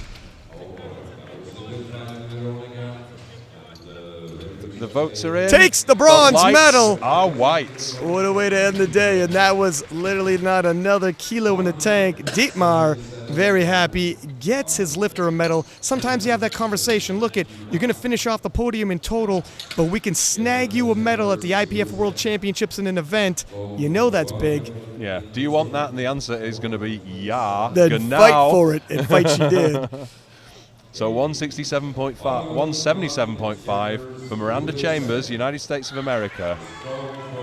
Temporarily will put her into the lead overall. She wants not going to move her out of silver medal position. She wants to force Corrigan into pulling more than she has in the tank. Look, she wants it. Does she want it? Look at that. Look at that heart by Miranda Chambers. 3 white lights, and now the pressure is on Corrigan to respond with a huge dead 178. Looked like it was close to the limit. Yeah. Has Chambers forced her to extend herself beyond her means? She's dropped it down to 185.5. She would have to. Yeah, that is the absolute minimum needed. Still a big ask. Team US loaded the bar perfectly because Chambers didn't have a single kilo more, any less, and it might have been within reach for Corrigan. It still might be. And that was the world total record. Once again, wasn't it? Yeah. So and we might see it fall again. This is dramatic stuff. And Team New Zealand coaching staff, Team US coaching staff, neck and neck, all round proper calls. So this is for everything. This is for the win. This is for all the chips the deadlift record all the chips and the total record. Couldn't be more dramatic. New Zealand, you need this.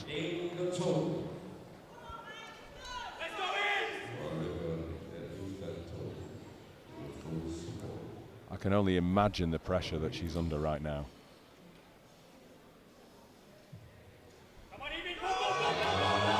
Whoa! Oh, You know what? It's a big ass. She's already was breaking history with her performance. Never before would anybody been able to top what she's done except for Chambers. Yep. Those two ladies pushed themselves. They made history together. Competition brings the best out of people. Yeah. An amazing show. I feel privileged just to have had some of the best seats in the house for that one. You know, you sit down in this booth and you hope you see something special, and the ladies in the 57 kilo class brought it today. Nobody can be upset with that. Absolutely.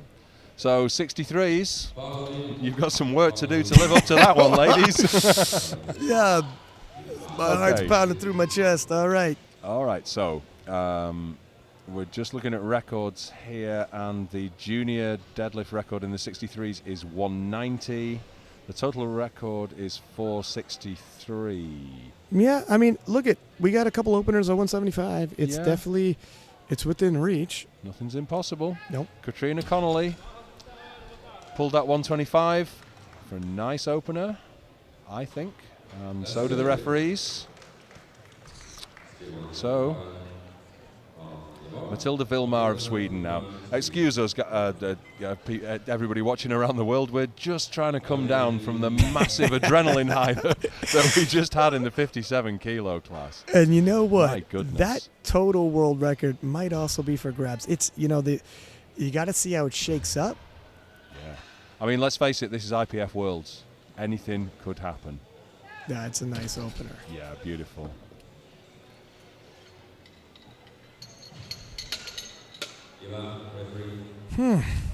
So I think we have a Finnish lady up now. Is this Matilda Vilmar? No, that was Matilda. Yeah. So the votes are in 2-1. Good lift. Didn't even stick around and see. She was confident. No. Well, they can see it from out the back, but That's true. Realistically, you want to see it before you leave the platform, don't you? You always see that. Jenna Välimäki, 127.5. 2 flights here of the 63s because we have 16 lifters. 15 of them in contention. Penn, unfortunately, didn't register a squat. But the deadlift medal is still up for grabs. It will be, her and Naldi are going to probably battle out for that deadlift medal. So Penn, although not in a battle for the total, will have a battle and hopefully we actually see Penn pressed and stretched to the limit. Yep. See a bit of a show. She got the cruise in the bench press. Won't be the case here in the deadlifts. We do like a deadlift battle. Yep. I always think of what Jean-Paul Sigmarsson said. That there's no reason to live. You can't do deadlift. That's the man. And you do know he died deadlifting? Well, that's the way you would have wanted to go. That's right. Yeah. So he lived up to his words. So 3 white lights for Jennifer. 135 on the bar now for Tomomi Sugaya.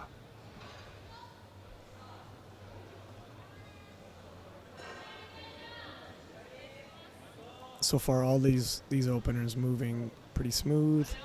Just the way you would want it to look. Yeah, not even a grinder yet. Because we just seen you're going to need some big pulls later on to pull yourself into, whether it's a medal or wherever the position might be. Yeah, no point blowing it too early. You're not going to have 3 Titanic pulls like that. If you have a huge fight in your opener, that's probably the last big fight you're going to put on display. Yeah. Well, we did see that in the last round with 1 or 2 lifters. Yep. I mean, fortunately they got them, but that's not the way you really want to go. So, Frida Aung now of Norway. Yeah. Again, great opener choice from the teams and the coaches so far. Right on the money. I mean, you don't want necessarily a pull that's going to be almost a throwaway. No. You want something that's going to help turn on the nervous system a little bit, but stay within your means. Okay, so Karenjit Baines, as we've said, competed 3 weeks ago. This exceeds the best deadlift she got at her last competition, which was 152.5 at the All England in Molten College. And that was 3 weeks ago. It opening, was. Unless she was conservative 3 weeks ago. Did you see the performance? Did she? To be honest, she was absolutely dominant. She didn't need to pull her best deadlift to win. Okay, makes a little more sense because it'd be surprising in 3 weeks to make that kind of progress. I'm going to have to check out her deadlift program and hop on it. Absolutely. I mean, her best is 167.5. So 157.5 moved nice and easily for Karen there. Yep. 157.5 for Ronja Anderson now.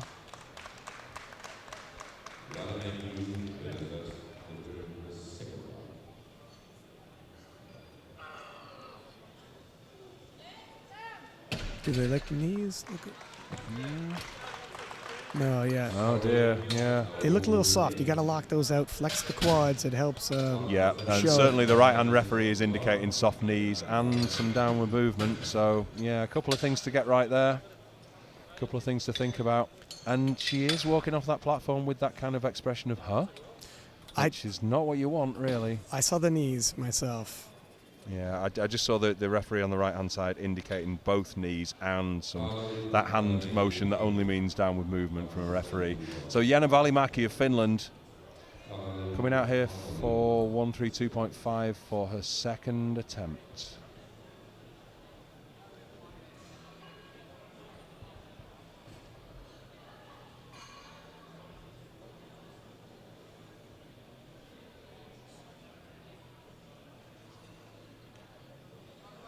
It's slow, that is work for your opener. Yeah. A little too close to the limit. Oh, actually, sorry. We're right back in the second. I was going to say we're into the second round, so not so worrying. Okay. The 127.5 did look easy, but that kind of seemed to swing to the left. It slowed quite a bit for 5 kilo increase, but with one more dead, you ramp up the intensity. It's the last pull of the day. No need to save anything. Leave it on the platform. And with sumo, if you kind of break it, the hardest part is breaking it from the floor, right? Yeah. So if you break it from the floor a little quicker, it's going to move more rapidly. You're going to maintain that inertia and that momentum. So we could see quite a change there. And see what her next attempt goes in at. And Connolly now looks good at 132.5. Yeah. 7.5 kilo, and with 8 lifters in the flight, it's a relatively quick turnaround. Yeah. So we'll see. Yeah. 135 now for Vilmar. Alexander Eriksson, junior world record holder in and out of equipment. Entering into the open is handling her. Now you would think he knows pretty much all there is to know about this game. Oh, he's got a lot of international experience. Whoa, that moved like an opener. Now it's 10 kilos over her opener. Yeah, and that was beautiful. Yeah, on the replay, even slowed down just a little, you really can't see any issues with that at all. Jennifer Harrington of Ireland, 142.5 kilos. This would exceed her personal best of 137.5.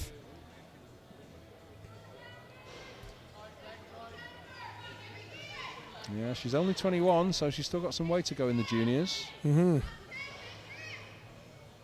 But everything counts. Yeah. Yeah. Looks good to me. Judges agree. Yeah, no problems for that. Tomomi Sugaya, 147.5, 12.5 kilo jump.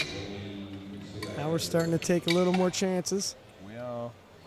I myself, I like a big jump from my opener to my second as well. Not just to secure my total, and I do like securing the total with the opener, but also the amount the deadlift can tax your nervous system. If you're going to pull big, you only got a couple big pulls in you. You don't try to do 3 clustered at the top end. You're not gonna get there. Yeah. So get an easy one, get a good one, and then get an excellent one right at the end, should you need it. Also, it can disorient the opponent a little. He's like, "Whoa, he's gone up 25 kilos." Or, well, exactly that. Wherever it is. We kept mentioning earlier, and 3 white lights. We kept mentioning earlier in terms of the subtotal, along with the opening deadlift, is what your projected total is. And what we were referencing, the coaching staffs for the other nations also might be referencing, and that'll really throw them off when you take a huge jump from your opener and they're trying to estimate where you might end up on deads. Kind of leads them off the trail. Yeah, you don't want to make it easy for them. No. So 157.5 for Ronja Anderson. She didn't get this last time. It was on soft knees and downward squads. movement. So I think she's corrected all those mistakes this time. I think so. Looks like it to me. Oh. Nope. Different judges this time. Different judges, yeah. But they can go to the jury because they got 1 white, and she's approaching possible elimination. Yeah. And you called it right. They are. Here they come. So you might as well have a second look at it. Absolutely. Especially with your back to the wall like that. So they're talking about the lockout. Yeah, okay. So Frida Ung of Norway, 162.5. Yeah, that challenge to the jury was not successful. So the result remains. And as a head coach, even if sometimes you have to ask the question, even if you're uncertain yourself, it's worth a second conversation, because especially if your lifter is facing elimination at the IPF Worlds, absolutely, for your lifter as well as for the nation and team points, there's a lot of things banking on this. Absolutely. So Karenjit Baines, 167.5. This the board is telling us her PB is 162.5, but 167.5 is what I saw on Open Powerlifting. Obviously, the nominations get put in quite early on. She's clearly been a busy young lady.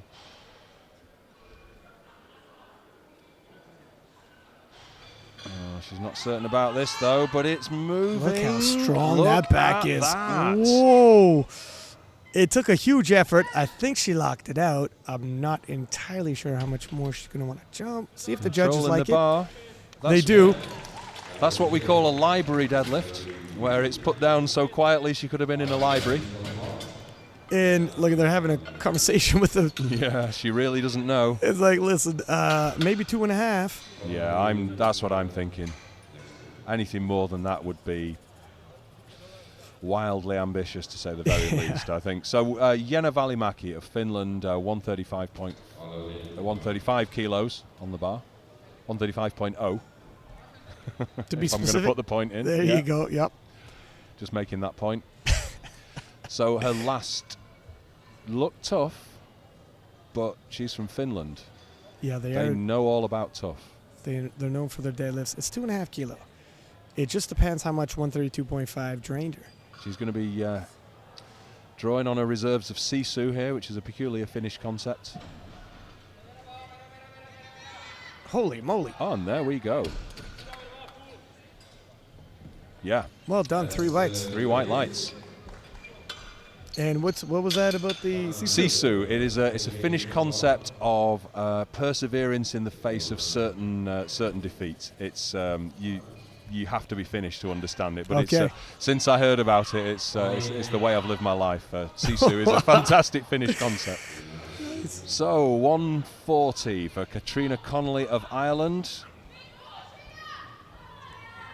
7.5 kilo jump based off the profile personal best of 127. We are way into uncharted territory. Yeah, I mean, we're not talking too much about rankings here because we've got another flight to go, but look at her go. Nicely done. She's already smiling. You know it was a big pull when she almost can't believe it that she pulled it off. Yeah. And if you stay in the pocket most of the day, the last deadlift, sometimes the coaching staff will be like, what do you want? We'll go all in if you want. Yeah. And it clearly did when 140 was her last attempt and 127.5 was the previous personal best. And I think that brought tears to her eyes. She's clearly very, very pleased with that. And the emotions run high in this competition. I mean, you've got 6 months of training leading up to 9 minutes on the platform where it's win or lose. It's high stakes here. So, Matilda Vilmar of Sweden, 142.5. Oh. Yeah. Magnificent. That was fast, smooth, moved like, a little conservative. I think like a 5 kilo more on there. Yeah, I would have thought so. Or at least 2.5. But, well, she's got where she wanted to be. Yeah, well, easy for us to say, I guess, right? Yeah, this is that 2020 hindsight that we're in so much possession of. So 150 for Jennifer Harrington now of Ireland.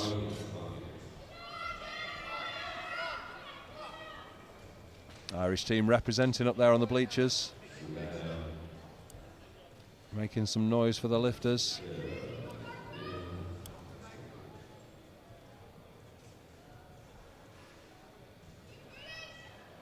And this is tense.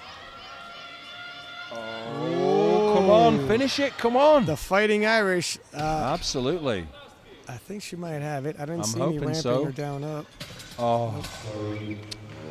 No. Whether that was, do you think that was supporting or? Let's take a look. Movement. I didn't see any downward movement, so. It might have, now that I look at it from the replay, might have been a little bit of supporting hitching there. Yeah, hard not to do with sumo as well because it's so close to the thighs and you're leaning back, so your thighs are going to come through anyway. But, well, she can't be faulted for not trying her hardest. 155 for Tomomi Sugaya for a third attempt. 12.5 kilo jump, 140 being her previous best. This is another one of these Hail Mary passes at the end. Load the bar. Let me go for something fun. Oh. That lockout is a killer. It's just the last inch. She was so close. Lockout, grip. At least she knows where the limit is, right? Which is probably realistically at maybe 152, maybe 150. But, nothing ventured, nothing gained. And, okay, this is Ronja Anderson. She's missed this twice. She really needs this one. It's a technical thing. I think she's strong enough. Yeah. She's got to lock those knees, flex those quads, and no down up. She leans so far back, it's almost like you can't lock the knees when you lean that far back. Absolutely. I mean, I'm hoping. Oh no. So if you look at the side, hopefully we get another here angle. Comes the coach. When you lean back that far, it's hard to lock your knees, isn't it? Because you're leaning so far back. Not only that, if you lean really far back, it looks like you're supporting the bar. It up the thighs as well. I think it was more likely to be the knees, so let's just see what. It's just. You got to be careful when you're leaning back like that. Absolutely. But the weight moves so easily. And that's a shame. The coach has gone to the jury, but has come away empty-handed, unfortunately. No. Frida Ung of Norway. She's out now for 167.5. A little too much today. Yeah, I mean, considering her deadlift PB was 153.5 when she started the day, a 162.5, which is her best attempt, is still pretty good. Yeah, right. Previously holding the Norwegian national record, she's definitely taken that for a ride today as well. She has indeed. So 170 now is on the bar for Karenjit Baines. This, any way you look at it, is going to be a PB for the lady who competed most recently 3 weeks ago. And you can tell by the intensity of her coming out, she's taking it a whole lot more serious. Oh, she's so fierce. And again, you meet her off the platform, she's so nice. The contrast is incredible, but that's what you need to be a competitor at this level. And she tore the last one up. It didn't look easy, but she's moving look this at her one. Bare those teeth. Oh, ready she's to a fight. fighter. She's a fighter. Come on. Wowzers. Come on. Oh. I think she's okay. Yeah. But not today, unfortunately. I'm impressed with how much she put into that. That was Titanic effort. Absolutely. So we're into the second group, second flight. 145 is on the bar for Justine Maltese of Canada. So this is going to be the dramatic conclusion of the 63 kilo juniors. Absolutely. Starting back with the openers, so we're bringing it back. And we're thinking the pace will be slow and steady, a lot of fast pulls, no drama. Well, here's hoping. It will give a bit of an indication this is a tight race. Yeah. If anyone's opening too close to the limit. Well, that's what we asked for, and that's what we got. 3 white lights and a nice, easy opener. Penn, it should be noted, jumped her opener, so Naldi was opening with 185, so was Penn, and Penn said, well, I want to keep a slight edge on you. Excuse me, pardon me. So opened up 187.5, jumping at 2.5 kilo. Now, Naldi obviously has to keep one eye on the deadlift gold and one eye on the overall because she's in contention. Yeah, whereas for Penn, it is all about that deadlift gold. Yep. Doesn't have to worry about the total, which is probably not the way she wants it, but, you know, you take the cards you've been dealt. Yep, and she's going to make the most of her opportunity. So if not the overall gold, you know she wants the dead. Also in contention. Fauve Belle Bouchard. I do hope I'm saying that right. It sounds French-Canadian to me. Definitely. And she wants 162.5. Easy. And I think she wanted it, and she's got it. Easy peasy lemon squeezy. So her total is on the board and secure, and she's definitely in reach for podium. It is going to be a bit of a battle. We got 4 people who could easily exchange medals, and somebody's going to get knocked off the podium.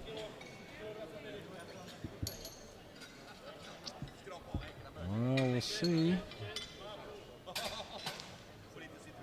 Yeah, close stuff. I mean, there's up at that top end. I think it's safe to say that Naldi, should she pull her opener, which we hope she does, if she does that, is going to be. You know, I hesitate. I know where you're going with it because you're looking at the 20 kilo opening spread, but is Naldi opening a lot closer to her limit than Neethi of the U.S.? Well, because if Neethi hits, Naldi gets an opener, but that's all she gets. You could see the path where the American could cover ground. We've seen it before. We'll have to see. Too close to call. So anyway, here's Neethi with the 165 that she needs to open her deadlift account. Like, look at that. There's so much more. Let's see how 185 moves for Naldi, because if she can move it as fast as Neethi just hit 165.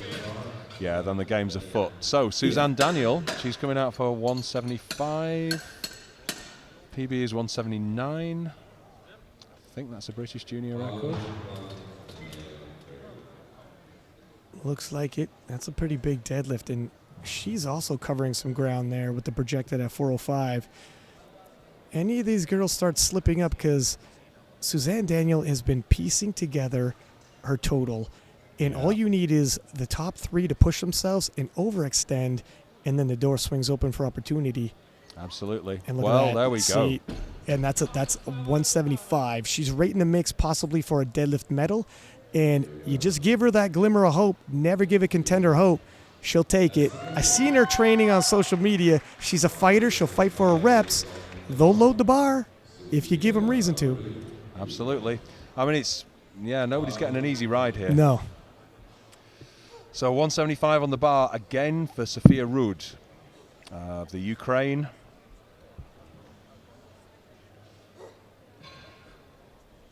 Let's hope this looks nice and easy for her. A little more work than Danielle's. A little, it's tougher at the top. And this is where pacing, we mentioned, that's where the projected, like I said, the opener's nice. And when you're looking at the opener and you're looking at the projected, you're kind of drawing conclusions. But it depends how close the opener is to your limit. And some people only move forward with their opener. And things really shake up. Okay, so it's crunch time. 185 on the bar for Naldi.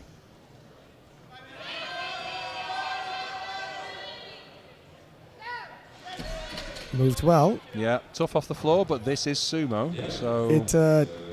So are you as confident? See what I mean? We're the predictions. Absolutely. Yeah, I bow to your... you've been playing this game longer than I have. So, Penn for 187.5. This is all about deadlift gold for Jasmine. Yeah, she's all in right now. Yeah, now we're told her PB is 200 kilos. That is a massive deadlift. For a 63 junior. Yeah, I mean, if she was registering a total, that would be a world record she could hit. Not possible today. Nicely done. Yeah, it didn't look tough. Well, I mean, she might tell a different story, but it didn't look too tough from where we are. Yeah, relatively speaking, where she's starting, where she's going.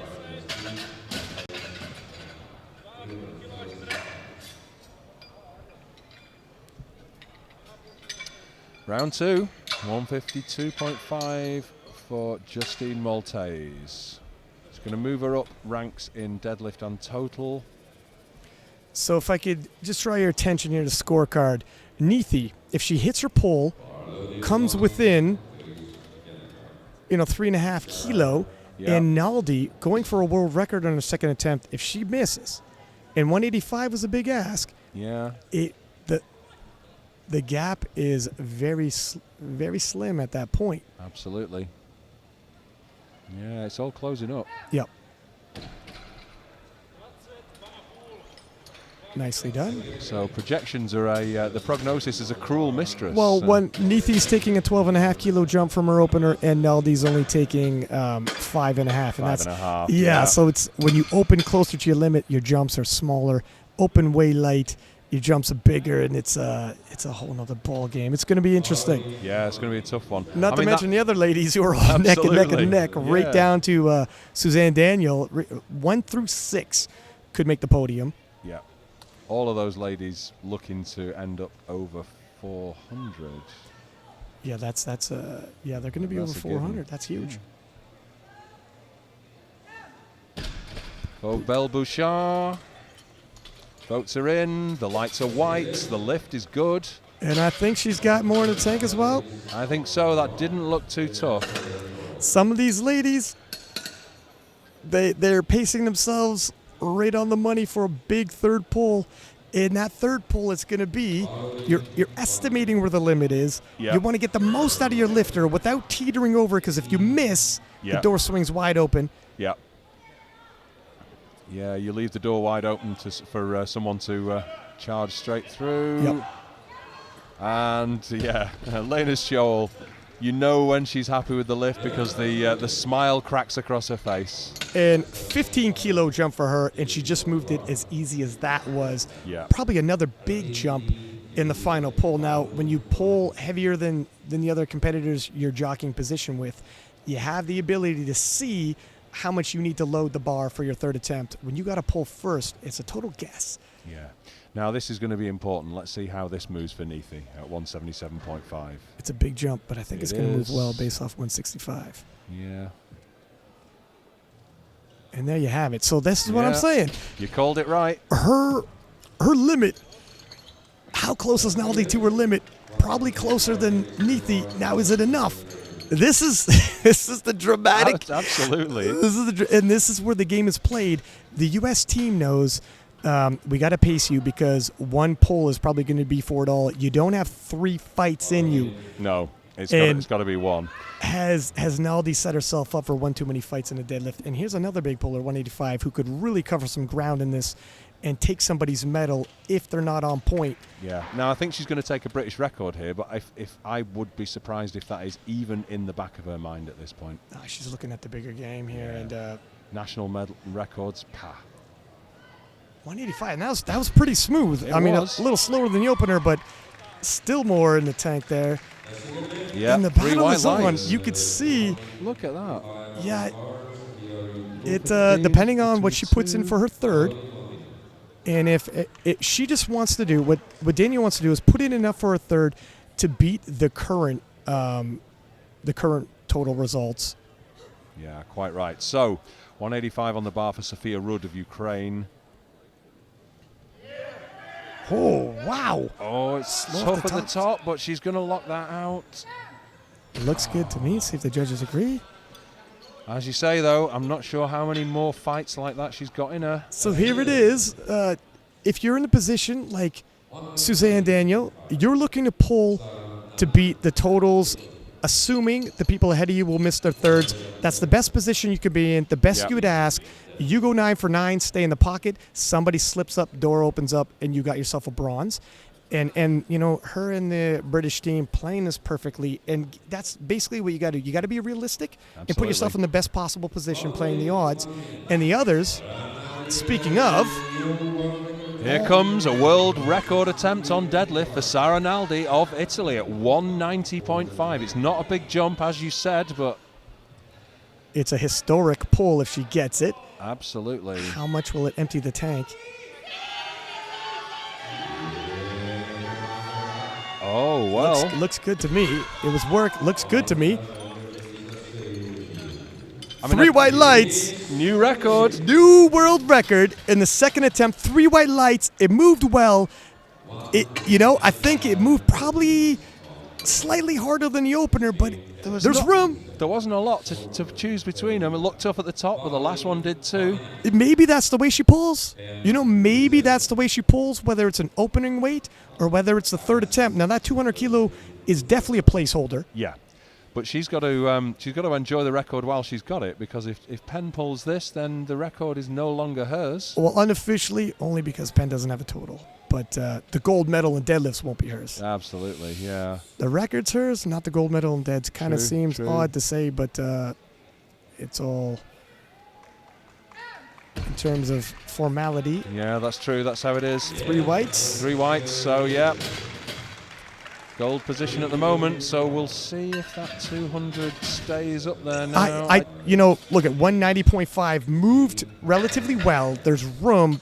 Definitely, I think 9.5 kilo. What do I know? Oh, yeah, well. It's she's going to pull after Neethi. She's going to load whatever they think they need to beat Neethi's total. And Neethi doesn't have to pull, but she has loaded either. Yeah, so Penn's responded and put 200 in as well. That's absolutely what she had to do. And 5 more kilo, I think Penn has it. I think Penn's going to take the gold medal, but that's not even for sure. Justine Maltese is out now for 157.5. It's worth noticing that Scholl has put in 191. She wants a bite of the record books too. Oh my gosh. And that would put her in position to take the silver as well as the deadlift world record, but not the gold medal. I mean, this is just chaos right now in the 63 kilo juniors. Yeah, good grief. So Maltese got that one at 157.5. We're now up to 175 for Fauve Belle Bouchard. So Bouchard, really is looking. She's not trying to threaten for the silver. The Canadian team is saying, I think it's a little out of reach. Yeah. But you have to defend your bronze. You have Absolutely. 1 through 6. Rude, right down to Daniel, gunning for your medal. Throw in another 5 kilo and defend. Defend she does. Yeah, that's it. So if you want my medal, ladies, you Come better and load get that it. bar. Come and get it. Yep. Just bring it. 187 now. Oh, no. Nah, right. So it was a placeholder. She's put it down. She's no longer going for 191. Is Shoal? Yeah, fair play. Yeah. Now, 432.5. Is she lighter? She's Yeah, she's lighter than... So she's she doesn't need that for the bronze. No. So I'm wondering why she doesn't drop that more. No. And Rude's now gone 191. We're seeing... I have seen some coaches charging backwards and forwards here. Why is she pulling more than she needs to hit the podium, though? Maybe the coaches didn't notice that Rude's dropped hers, because she was doing that to contest Rude. Yeah, but you're also assuming Rude would get it. It's a risky you know maneuver. what? Well, it's academic. Holy moly! She's pulled it. Can't call it. Can't call it. It's Victory 3 white roar. lights and wow, unexpected. This is. Oh my goodness, this is epic stuff. Nithi now 190. So Nithi's in the position where they got to guess, how much do I have to pull to get to my limit without going over and extend Naldi past hers? It's tough. And a few minutes ago, this was the world record. Yeah, it's well noted. Yeah. A few minutes ago, and now it's just a mere 190 in the 63 kilo juniors. You get jaded so quickly, right? Whoa! Oh, look at that. Nice pull. She's Yeah, happy I'm with it. hoping Let's that see. was okay technically. There was a bobble. I don't know if it's down up or just the body. Oy. They have one white, so they could talk. So your body can bobble, the bar can't bobble. I seen her body bobbled. Yeah. I wasn't paying close enough attention to the bar. No, I wonder That's if- what the judges look at, I so wonder they if they're know. talking supporting. Or supporting, yeah. There's a couple infractions. They got a closer look. The judges are watching it again, and Oh my gosh, we got a world record attempt by Suzanne Daniel of Great Britain. I don't know where to look. I'm still I'm watching looking at the jury, world record but yeah, attempt. I'm looking at the world record too. 191 world record, all in. Suzanne Daniel, who pieced together quietly, looking to go 9 for 9 and cap it off, making history. And she's very, very calm here. Calm, cool, collected. Taking her time. 30 seconds as she starts. Whoa! To lift. It goes! And there she has it, locks it out with a big smile. Is it a world record? Suzanne Yes! Daniel Yes, makes it history. 9 for 9, finishing it with a world record. Sneaks in on everybody. You gotta look behind yourself. Yeah, so that's forced Rude to go up to 191.5. Back-to-back world record attempts. 91.5 loaded on the bar. World junior record. And the action is heating up on platform 1.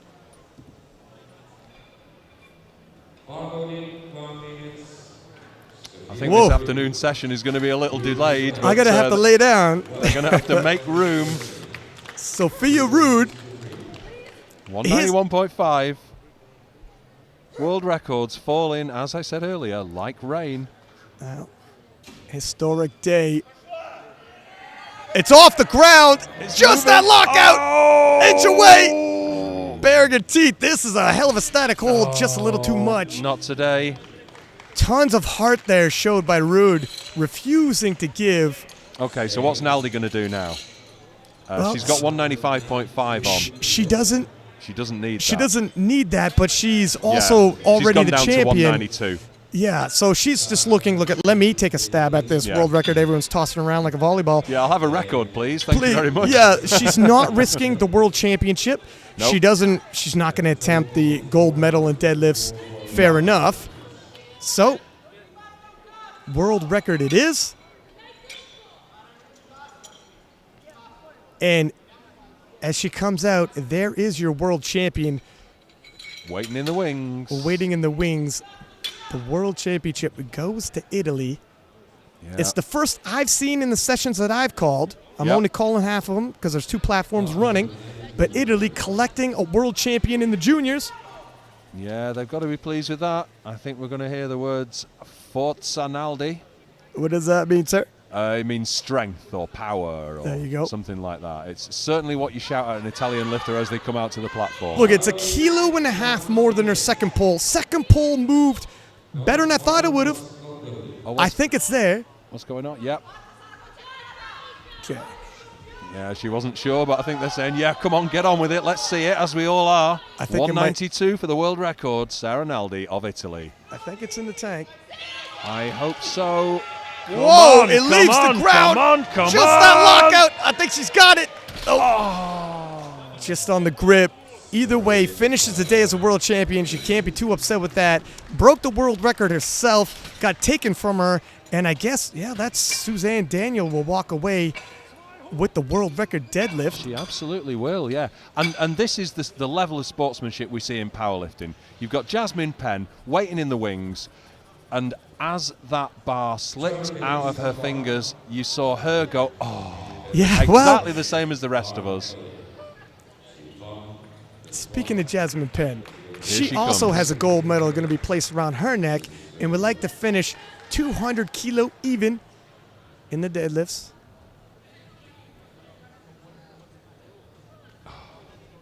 The tension in this room is incredible. And here we go.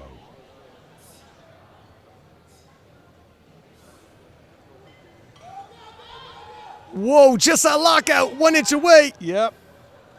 I think she stuck it. We'll see what the judges say. I hope so. Yes. 3 white lights, and there you go. Finishing the day 3 for 3, snagging a couple gold medals, rebounding nicely, showing the professionalism and poise you would hope to see in the champion. And, wow, I don't even know what to say. I mean, when you look at that replay, there's nothing wrong with that whatsoever. These ladies, 1 through 6, all the way down, show tons of heart, scrapping it out for every single medal. Both weight classes showing you cannot miss. You cannot miss whether it's an attempt, and you cannot miss whether you're a fan watching these both sessions delivering. Absolutely. Well, I think the next session is going to be very slightly delayed because we are going to have the podium. It was due to start at 1, so we will let you know when that's going to start as soon as we find out ourselves. I'm Joe Whiteley. I'm here with Sixpack Lapidat, and we're only into the juniors, ladies and gentlemen. We've got the open to come. I got to go lay down. Do not go anywhere. See you later.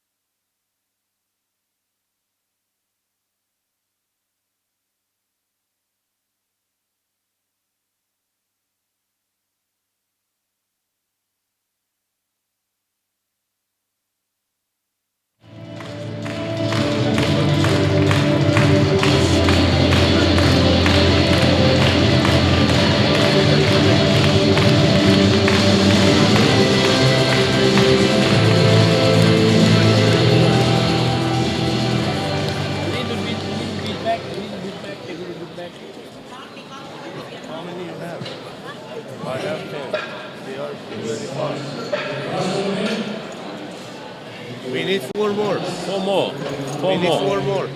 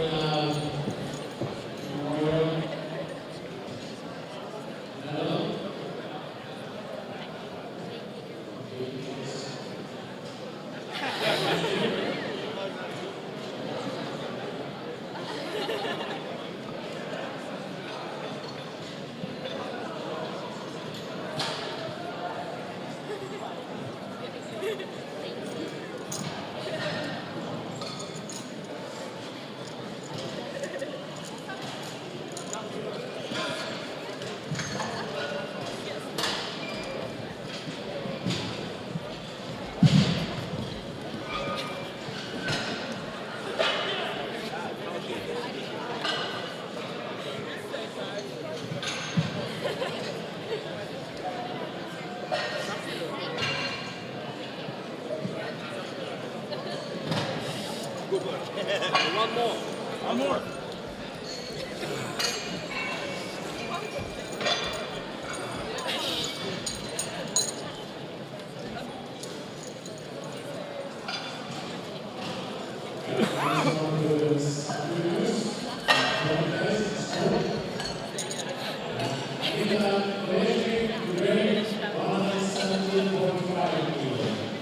Here we are.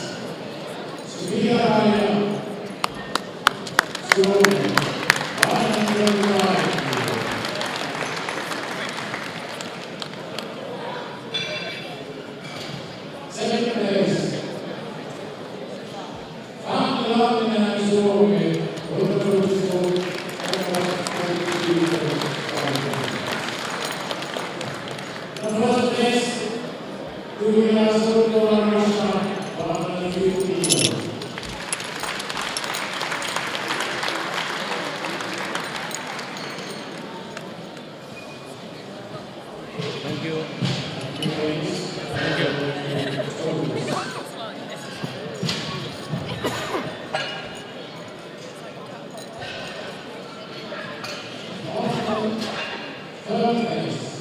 From Finland, 297.5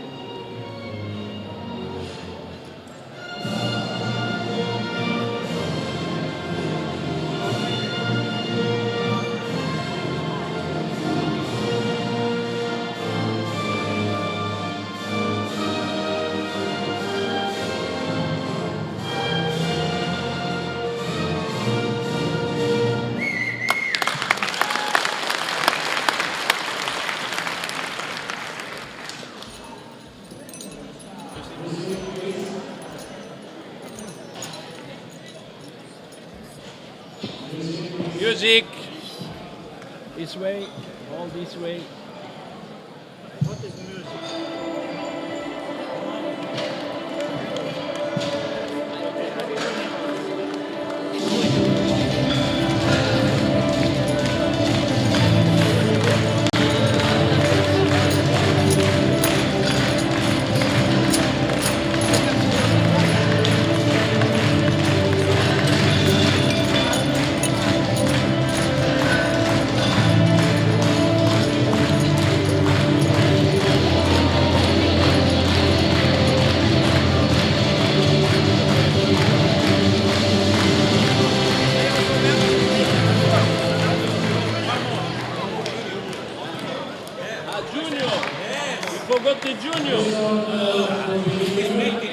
Yeah.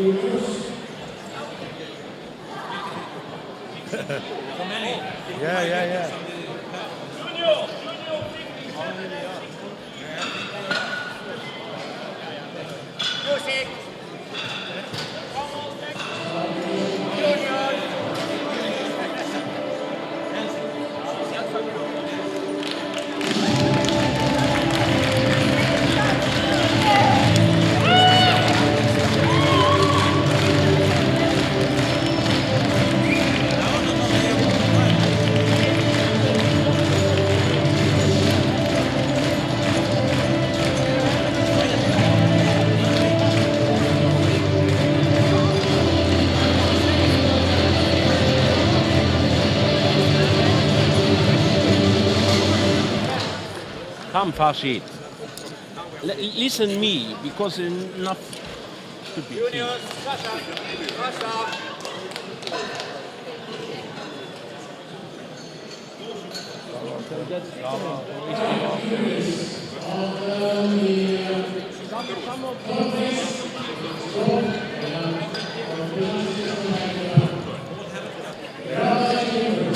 Some of them was not here.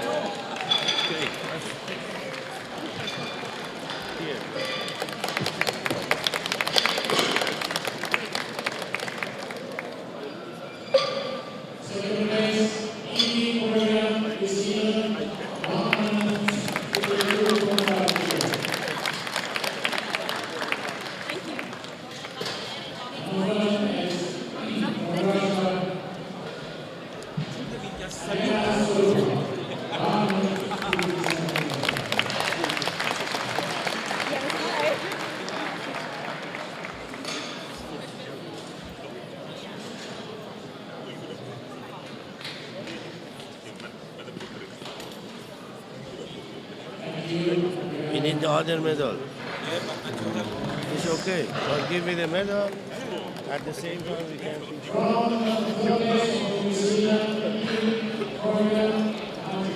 Thank you.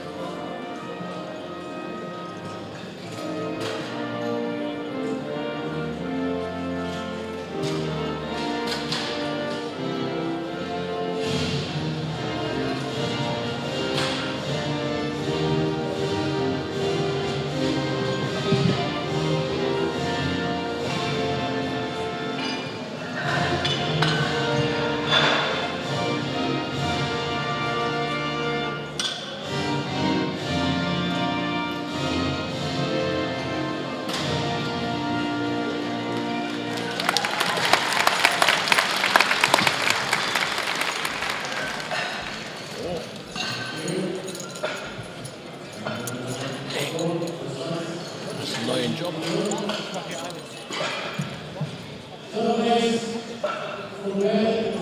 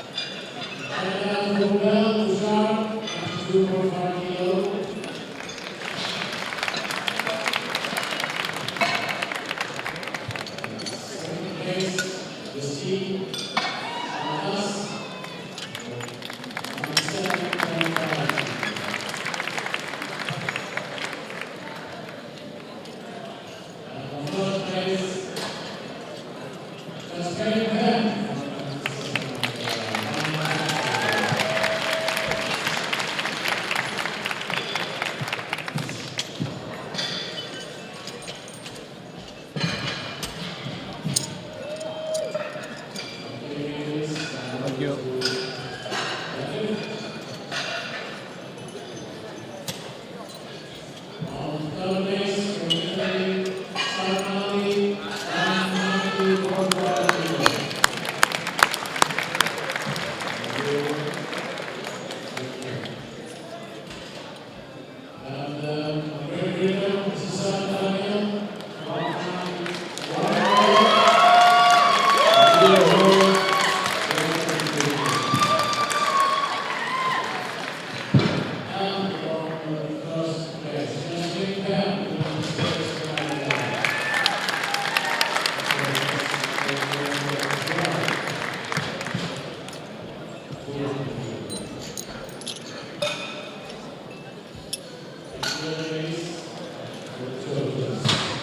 Thank you.